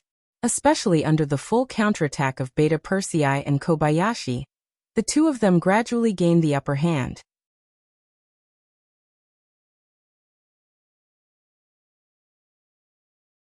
Chapter 1089.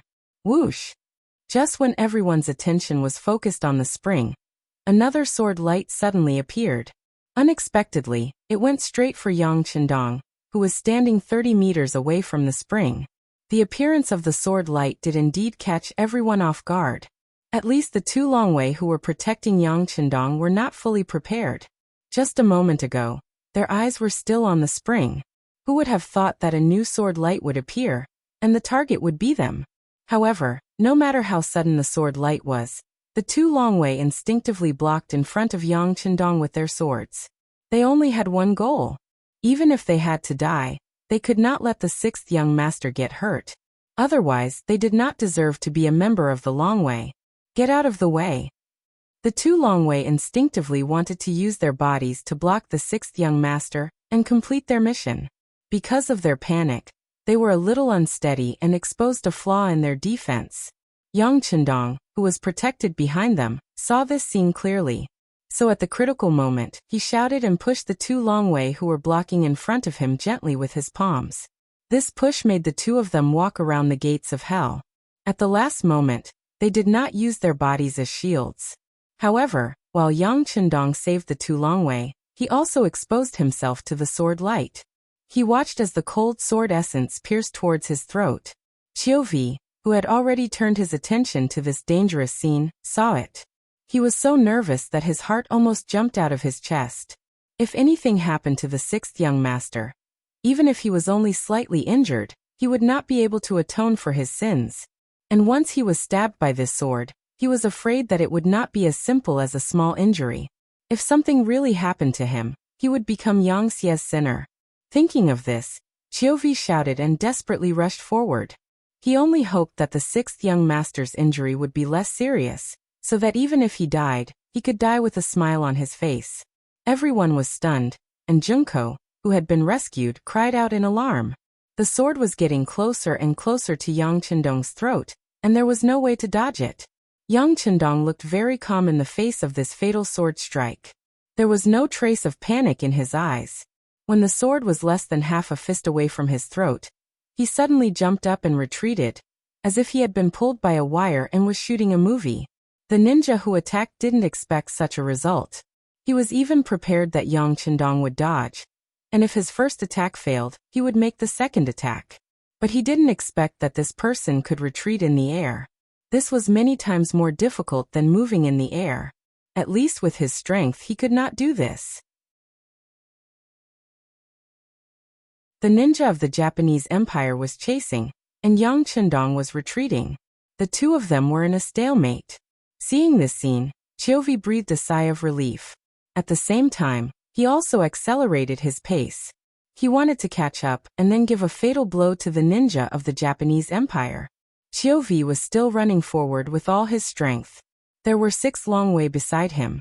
They were also chasing with all their strength. They wanted to save the 6th young master. However, the 3rd sword light that followed completely disrupted their plans. No one knew when the 3rd ninja appeared, but he successfully blocked Chiovi's group of 7. Not only that, when he suddenly appeared, he also injured 2 Longwei who were trying to catch up to Yang Chendong. The appearance of the 3rd ninja of the Japanese Empire was like the appearance of a dangerous mountain pass. He blocked Chiovi's group, who wanted to save them. This was equivalent to cutting off all of Yang Chendong's support. 3 special ninjas. This was the strongest lineup of assassins under the Ashikaga Yoshimasa organization. Except for the captain and the boss, Matsumoto Kazuma, who didn't appear, the other 3 all appeared. The first one to attack was Kitamura, the second one to attack Yang Chendong was the strongest of the 3, and the last one to block Chiovi's group was Suzuki Yui. The three of them worked together and appeared without any warning. Even if they wanted to assassinate Ashikaga Yoshimasa, they had at least a 70% chance of success. And that was under the condition that the other party had a tight defense. Not to mention that Yang Chendong only had a dozen people around him. In their opinion, their target was dead for sure. Yang Chendong kept dodging. He looked a little embarrassed, but he always managed to dodge the sharp sword at the last moment. This was the real Yang Chendong. Maybe because his dodging posture wasn't very good, or maybe because the plan was going very smoothly, no one noticed why they still haven't killed the target after so long. The three special ninjas were completely immersed in the joy of being able to make a great contribution. On the other hand, Yang Chendong looked very flustered from the beginning to the end, but if one observed carefully, one would notice that he didn't counterattack at all. All of his actions looked very flustered, but it was also very strange. For example, why didn't he rush forward when he saw Junko being assassinated? Why did he just stand there? For example, why didn't he counterattack when he was being assassinated? Was he really only dodging? According to human instinct, he should at least draw his sword and fight back. Yang Chendong didn't do anything, he just kept dodging and looking around. Yes, Yang Chendong was using this opportunity to observe everything around him. Before he could confirm whether there were only 3 assassins or not, and whether there were other backup plans, he wouldn't act rashly. The reason was that he didn't want to alert the enemy. This was where Yang Chendong's confidence came from. He had already touched the threshold of the supreme power realm. That was the reason why he still walked out of the military camp with Junko, even though he knew that Ashikaga Yoshimasa would probably do the same to him after he sent someone to assassinate Junko. Some methods were not only used by him, others could also learn and use them. In order not to let the officers under his command become the target of Ashikaga Yoshimasa's anger, Yang Chendong stepped forward bravely and used himself as the bait. Everything was as he expected. The appearance of the 3 special ninjas was satisfactory, otherwise, Yang Chendong would really have to worry about the safety of the low-level officers. Now that the assassins had appeared, what he needed to do was to determine whether there were other enemies around. With his 5 senses, which had already touched the threshold of a Grand Master, it was easy for him to get a clear picture of the situation nearby. After confirming that he did not sense any new auras, he was basically certain that only the 3 killers had come. Haha. Yang Chendong, who was constantly dodging, suddenly smiled. This Ashikaga Yoshimasa was still very confident. Did he really think that only 3 ninjas could hurt him? At this moment, he was laughing at the opponent's arrogance and presumption. But this kind of smile was seen by Blowing Ishida, who was holding a ninja sword, and it gave him a bad feeling. Instinctively he shouted, "Baka." "Fuck you," Yang Chendong quickly replied. Then, without knowing when, a gun appeared in his right hand. He even made a shooting gesture towards Yoshimasa. Although he didn't know how powerful this gun was, Yoshimasa already knew the power of firearms from the information he received from the 5-star army. When he saw the gun being taken out, his body instinctively stopped, and he even made a dodging gesture. Taking advantage of this opportunity, Yang Chendong fired a shot into the sky. Immediately, a red light appeared. It was the appearance of a signal flare. Yang Chendong took this opportunity to send out a signal of his location. He knew that there were people who wanted to harm him, so how could he not be prepared? There were 200 people from the Wolf Fang Special Forces waiting near Shaoyin Mountain, but because they were afraid of being discovered by the assassins, they hid far away. The signal was sent out in order to prevent these 3 people from escaping. Since they wanted to kill him, then they should be prepared to be killed. Of course, Yang Chendong wouldn't really kill them, because they were far more convincing dead than alive. This was also one of the reasons why Yang Chendong didn't take out his gun to kill them. He wanted to keep them alive. The other reason was that Yang Chendong also wanted to test his own understanding of martial arts. Although he had Beta Persei and long way to practice, they were still his own people. He couldn't be ruthless. How could he have such an opportunity? It would be more satisfying to have a good enemy as a target. He put the signal flare back on his waist. At this moment, Yang Chendong's aura changed. When he looked at Yoshimasa, there was a hint of mockery in his eyes. He even made a beckoning gesture with his finger. His provocation was very strong. 8. Seeing that Yang Chendong was ignoring him, Yoshimasa was angry. After cursing, he suddenly rushed forward. At this moment, he perfectly used the advantage of a ninja's speed. He covered a distance of 3 or 4 meters in one step, instantly closing the distance between him and Yang Chendong. Yoshimasa was fast enough, but Yang Chendong's reaction was even faster. His body had already changed when the other party cursed. When the sword pierced through, it naturally pierced nothing. Then he felt a pain in his left shoulder and couldn't help but grimace. Yang Chendong finally started to fight back. He patted Yoshimasa's shoulder. It seemed that he didn't use much strength, just a light pat, but Yoshimasa knew that his shoulder was broken. This is the difference between hard skills and internal strength. It can also be said to be the difference between external strength and internal strength.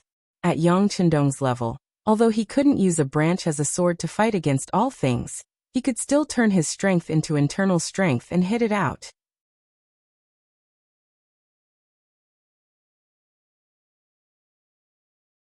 Chapter 1090. Fortunately, he was a ninja, and a very good one at that. He could endure pain that normal people couldn't, so he didn't cry out in pain. Instead, he endured the pain and continued to swing his sword. He wanted to kill Yang Chendong to avenge his broken arm. Even when he was in perfect condition, he couldn't hurt Yang Chendong at all. Not to mention he was suffering from internal injuries, so it was impossible for him to hurt Yang Chendong. Next, Yang Chendong kept drawing his sword, thrusting his sword, swinging his sword, chopping his sword, and picking up his sword. Yang Chendong just waited until the moment when the sword light appeared, and casually dodged it. From time to time he would hit forward. But even so, after more than a dozen rounds, his whole body was trembling. This wasn't because of anger, but because of pain. After 7 to 8 hits, each hit would leave a heavy injury on his body. And this was because Yang Chendong didn't want to kill, and wanted to keep him alive. Otherwise, even if he had 3 lives, he wouldn't be able to survive. Clang! The ninja sword fell to the ground without any warning when Yang Chendong hit his right arm again. As the sword fell to the ground, Blowushi also knelt on the ground.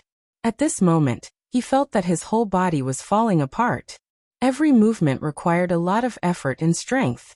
In this state, even if he was facing a normal 5-star army soldier, let alone Yang Chendong, who was half a grandmaster, he wouldn't be able to kill him. Blowushi knelt on the ground, and Yang Chendong didn't even look at him. He walked past him with an indifferent expression and headed towards Yui Suzuki, who was blocking Cho Wu and the others. Although Yu Suzuki's back was facing Yang Chendong most of the time, his ninja's sharp senses allowed him to observe the situation from time to time. So much time had passed. He really wanted to angrily scold Blowing Rock. Why hadn't they taken care of the target yet? What were they doing? But before he could say anything, Haoshiya suddenly knelt on the ground. Yang Chendong also walked past him. Yui Suzuki knew that Kurosawa did not complete the mission, but he did not have the time to think about the reasons. A glimmer of light appeared in his eyes. Upon closer inspection, there was even a hint of excitement because the target was walking towards him. Didn't that mean that his opportunity to make a great contribution had arrived? Among the 3 people who came, Blowingstone's strength was the strongest. But in truth, the 3 of them were on par with each other in terms of strength. Ishida was just more proficient in quick attacks, while Yu Suzuki was more proficient in strength. Ninjas were particular about sudden appearance, killing with 1 blow, and then leaving in a huff. The requirement for strength had never been high, which was why Suzuki was slightly weaker than the others. But he had never thought of it that way. In his mind, having more strength would give him an advantage in many aspects.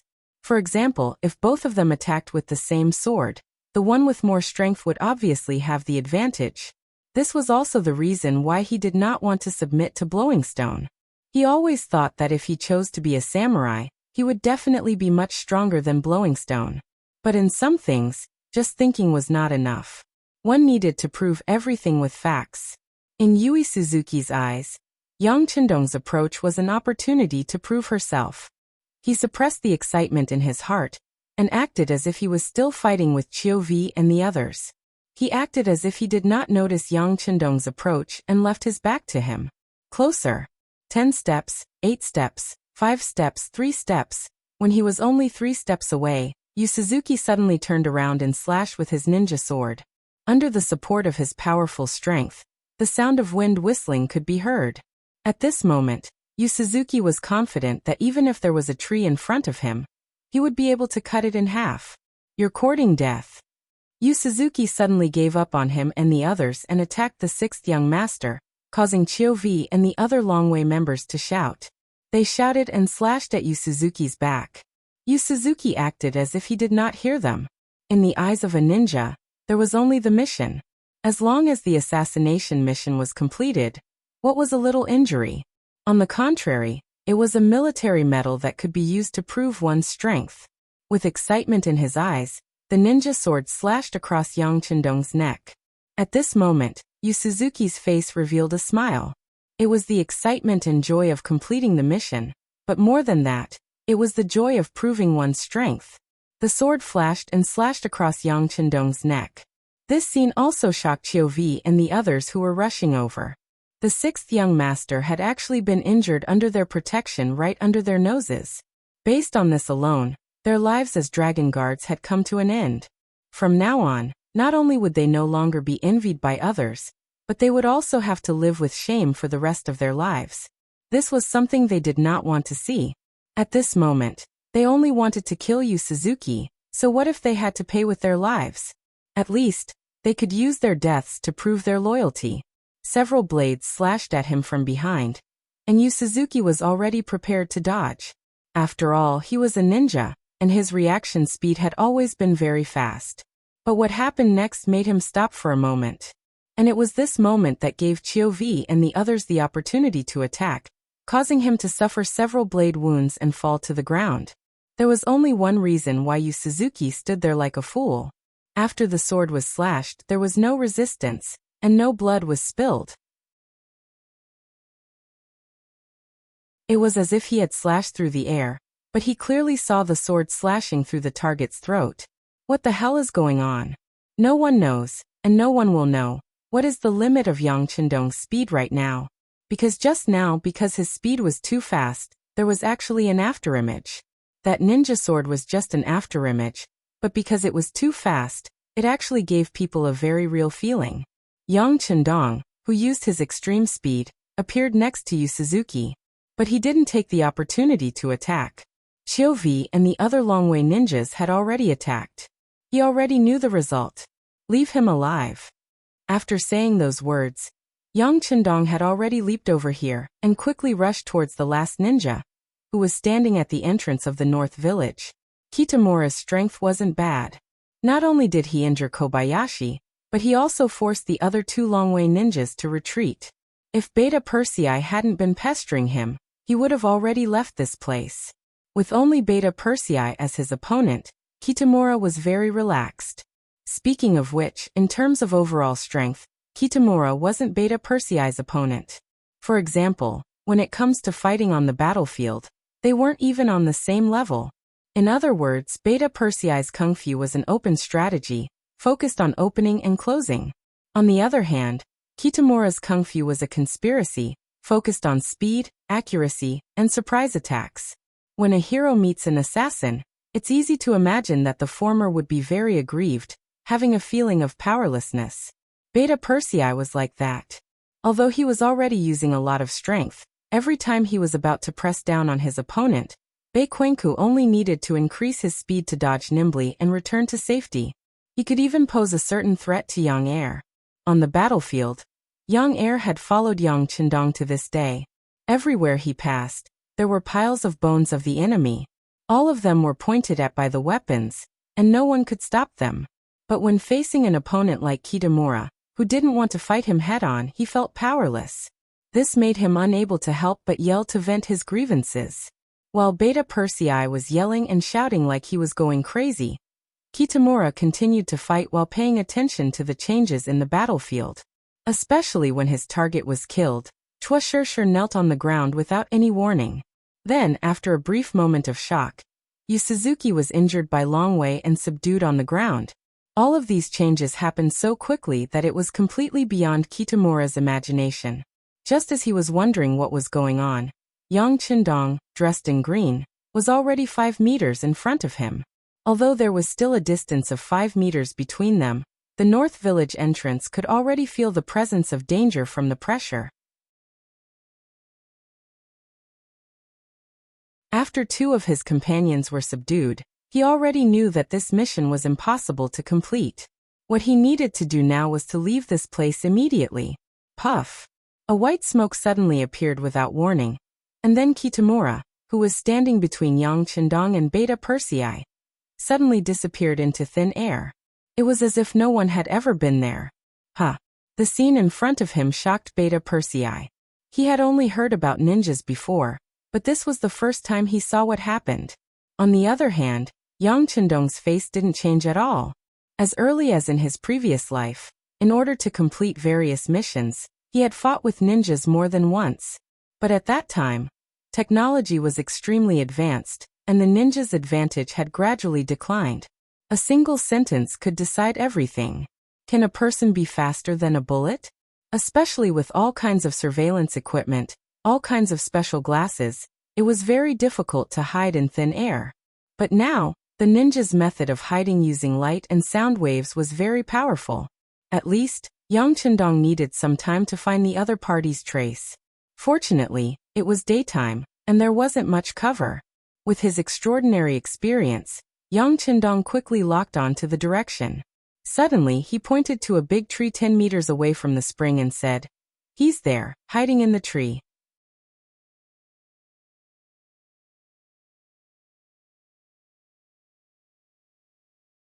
Chapter 1091. This shout attracted everyone's attention. Soon, everyone found a faint shadow on the big tree. If it wasn't Bei-Goku who had just disappeared, who else could it be? Bei Siyuan did not expect that he would still be discovered even though he had used everything he could, and even increased his speed. At this moment he suddenly had a bad feeling. He was afraid that not only would he fail to kill his target this time, but he might also be in danger.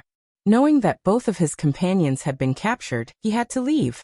At least, he had to report what happened here to the higher-ups so that they could make some preparations. Therefore, he had to leave. Since his position had been exposed, Bei Siyuan did not need to use any fancy means to hide his whereabouts.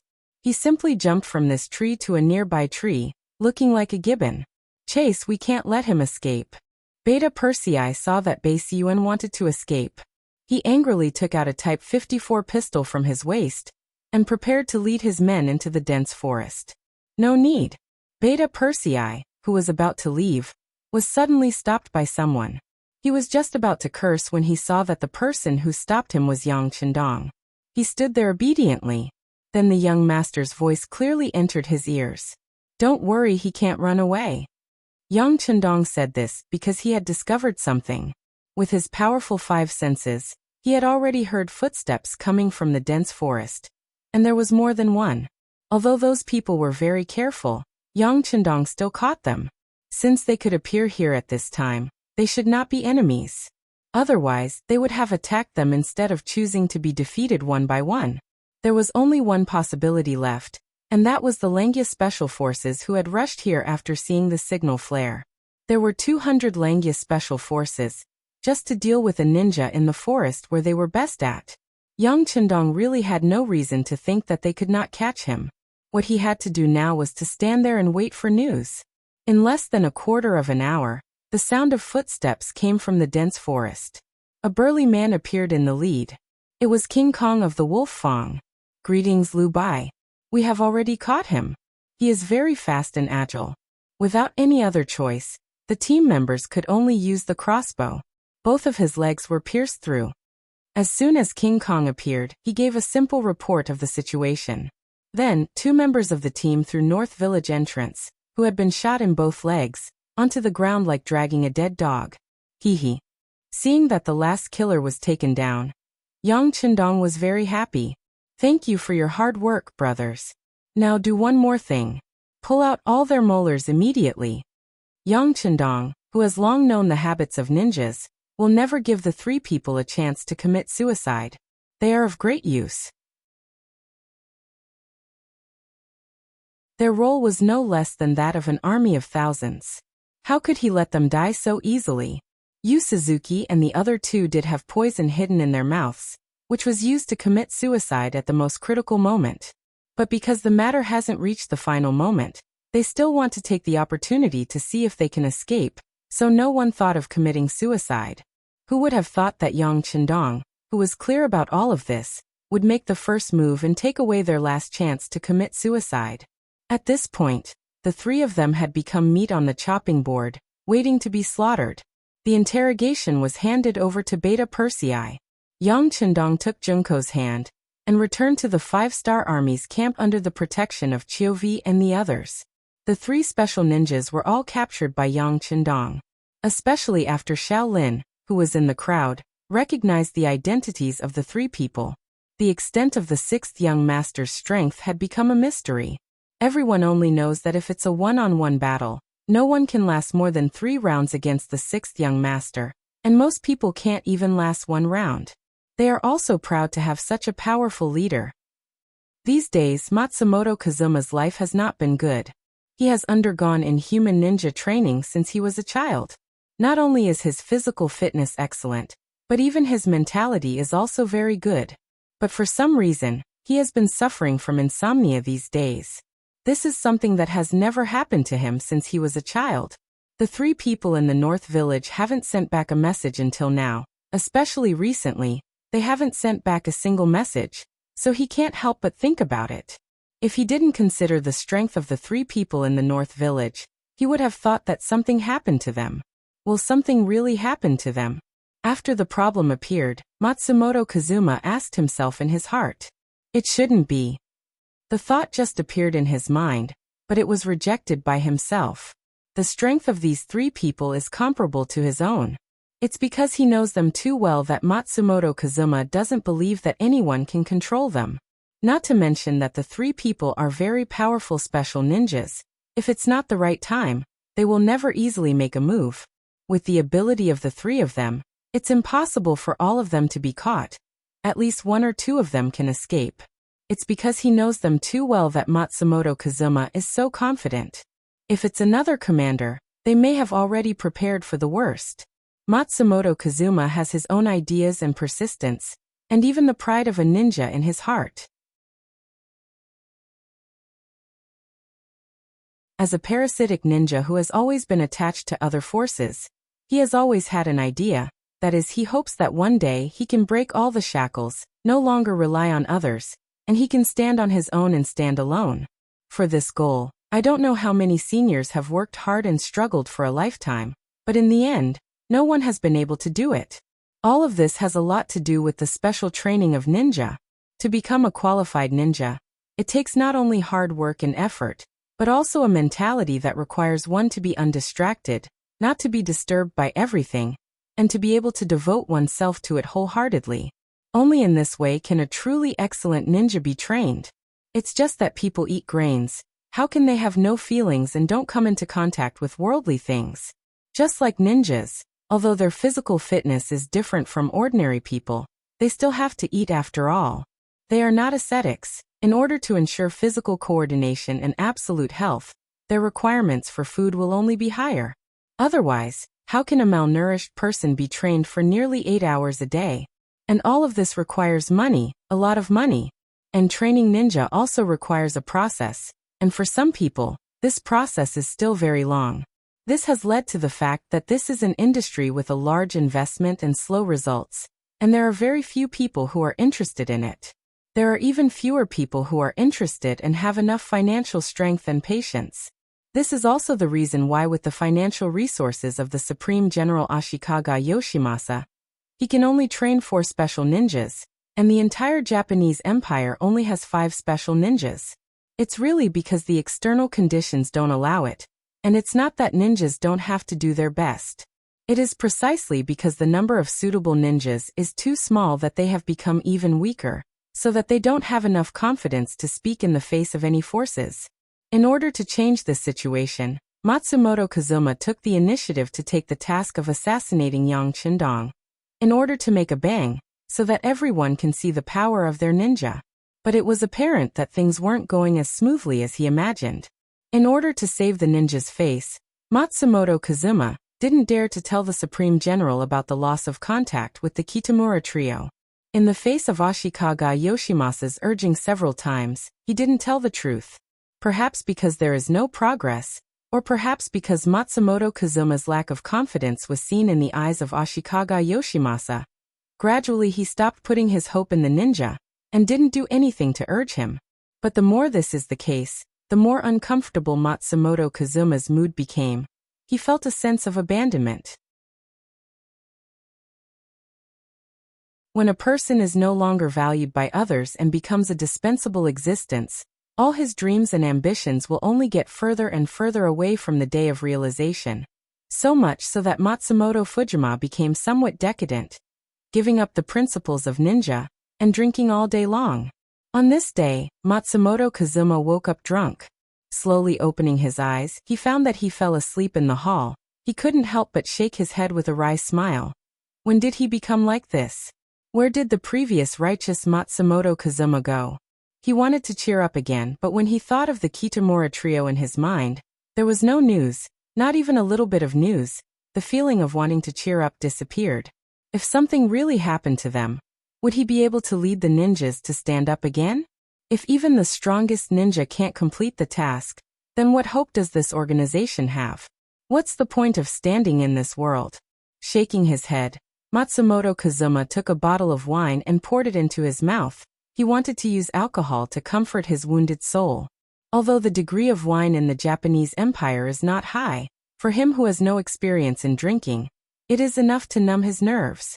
After pouring a third of the bottle of wine into his mouth, Matsumoto Kazuma felt a slightly spicy taste. The corner of his mouth revealed a satisfied smile. He really didn't know what else to do besides drinking. Clang. The loud sound of the door opening aroused Matsumoto Kazuma's vigilance. This is the ninja courtyard. According to the ninja's behavior, even the lowest genin walks quietly. It is absolutely impossible to make such a big noise when opening the door. This noise also attracted Matsumoto Kazuma's attention. Just when he was about to get up and go outside to see what is going on, the sound of sword clashing entered his ears. And then the door of his bedroom was pushed open, and 4 ninjas rushed in. Kuin Matsumoto, we are surrounded. It is the Supreme General's samurai team. Some of our companions have died in the courtyard. You should leave quickly.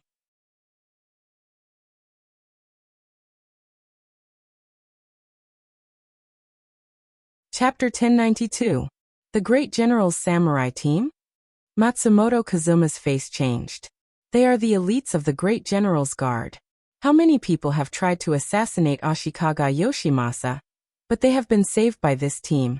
And they have become the same trump card as the ninja team. It's just that the former is more suitable for defense, and the ninja are more suitable for assassination. Originally, these 2 lines don't intersect, one in the light, and the other in the dark. But why would these samurai attack the ninja? Even if he disappointed the great general, he shouldn't send people to deal with him, right? What exactly had happened that he didn't know about? The doubts on Matsumoto Kazuma's face were seen in the eyes of the 4 jonins, and they became even more anxious. The samurai's movements were very fast, coupled with their preparation.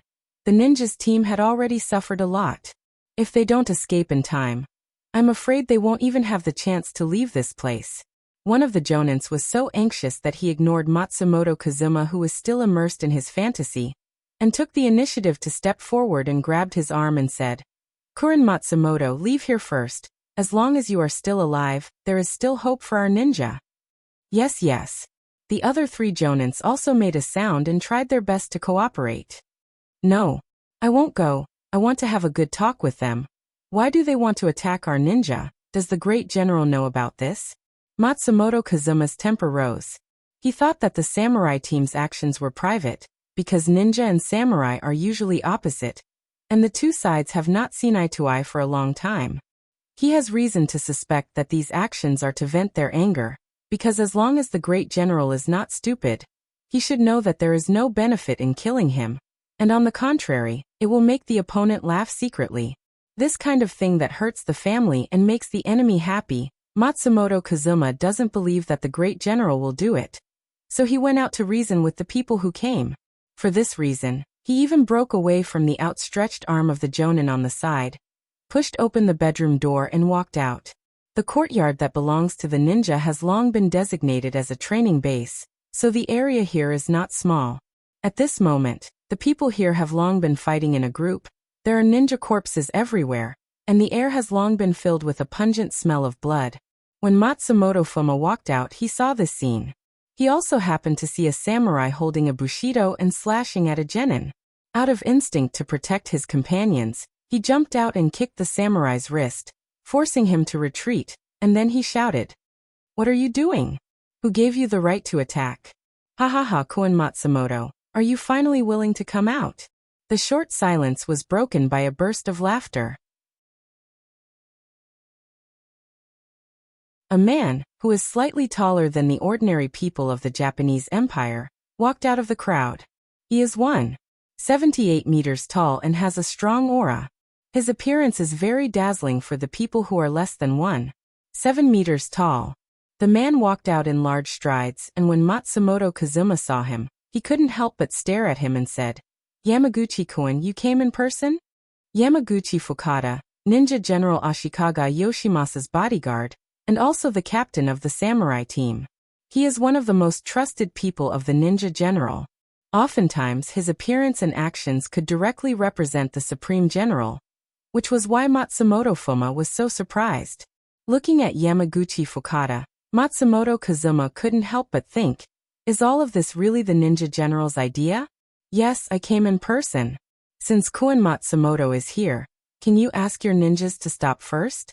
I also know that you must have a lot of questions, so you can come with me to see the ninja general. And if you have any questions, you can talk to him face to face. Yamaguchi Fukada said with a very reasonable appearance, and his words were full of consideration for the other party.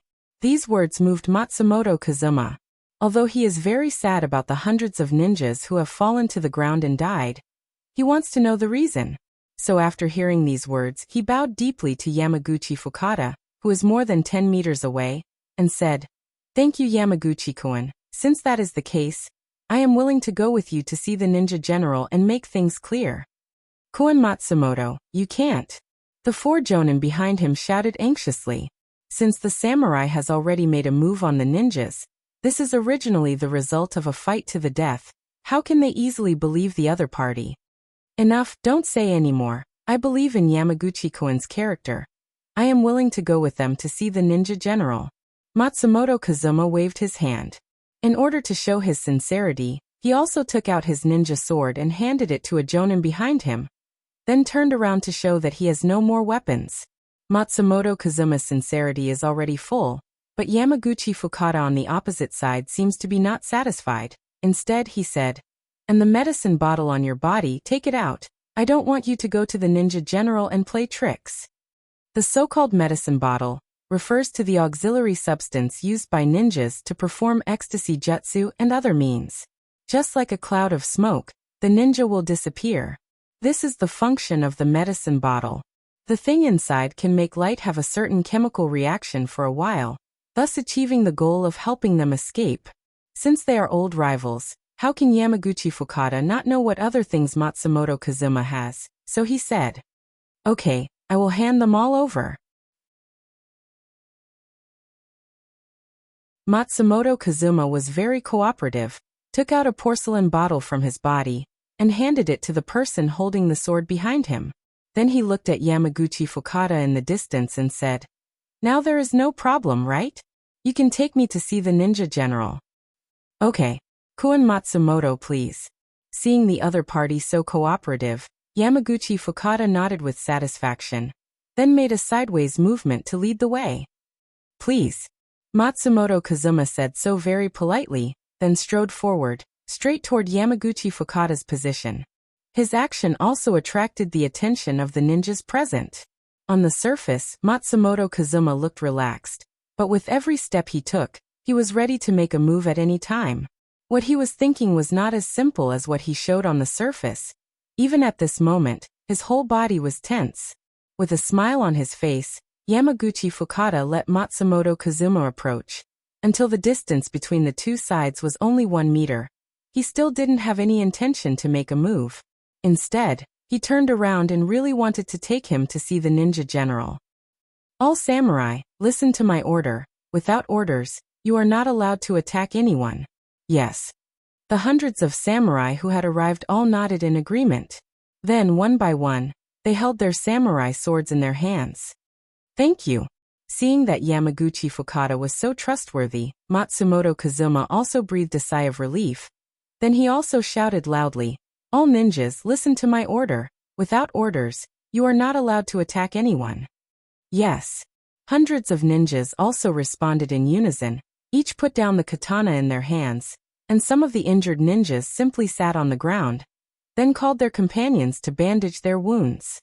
After Matsumoto Kazuma did this, he looked at Yamaguchi Fukada and said, Yamaguchi-kun, I will have to trouble you to lead the way. You are too polite, please. By the way, Kuren Matsumoto, do you know why the ninja general ordered you to be taught a lesson? Yamaguchi Fukada asked with a meaningful smile on his face. Why? This was the question in his heart. At this moment, Matsumoto Kazuma was really too curious. Oh, I'll tell you. Yamaguchi Fukada stopped moving forward, turned around, approached Matsumoto Kazuma, and then looked like he wanted to whisper something. Cooperating with the other party, Matsumoto Kazuma also leaned his head over. He also wanted to hear what was going on. If he didn't solve this mystery, even if he saw the ninja general, he wouldn't know what to say. He leaned his head over, but because his head was lowered, he didn't notice the flash of pride in Yamaguchi Fukada's eyes. When the distance between the two people was infinitely close, suddenly there was a pain in his waist. At this moment, a katana was stabbed into Matsumoto Kazuma's waist, and blood quickly dripped down along the blade. Yamaguchi Fukada suddenly made a move, showing the neon people's untrustworthiness, insidious and cunning. His men, who had already put down their katanas, also made a move. They didn't even need anyone to give the order. The sharp blades slashed at the ninjas who had already aimed at them. This sudden turn of events was out of everyone's expectations. Most of the ninjas were still sitting on the ground, or enjoying the help of their companions, but they were already killed by the katana. The situation instantly became one-sided. In just a few breaths, no less than dozens of ninjas were killed because they were unprepared. Why is this? Matsumoto Fujita covered the katana on his waist and stared at Yamaguchi Fujita in front of him with a pair of disbelieving eyes. Why? At this moment, Yamaguchi Fukada no longer had a smile on his face, but returned to a cold state and said, because of the incompetence of your ninjas, the assassination failed, and you were captured alive. Now the 5-star army has declared war on the Supreme General. Now their vanguard army is about to reach Ping and Beijing. And this place is about to fall into the hands of others. With such a big mistake, do you think the Supreme General will forgive you? Why do you think this is? In a short period of time, Yamaguchi Fukada continuously threw out so many questions and truths, making Matsumoto Kazuma stand there. For a while, he was at a loss. The assassination of the 3 ninjas at the north entrance of the village really failed. But why were they captured alive? Even if they couldn't escape, they should have died. Their teeth are highly poisonous. How could they be captured alive? That you're tuning in to the Li Mei's Sword of Destiny YouTube channel. We're so grateful for your support, and don't forget to subscribe to join us on this incredible journey through captivating stories. Your generosity through donations truly makes a world of difference, as it's the primary source of revenue that allows me to expand and enhance this channel for you. Thank you from the bottom of my heart for being a part of this adventure.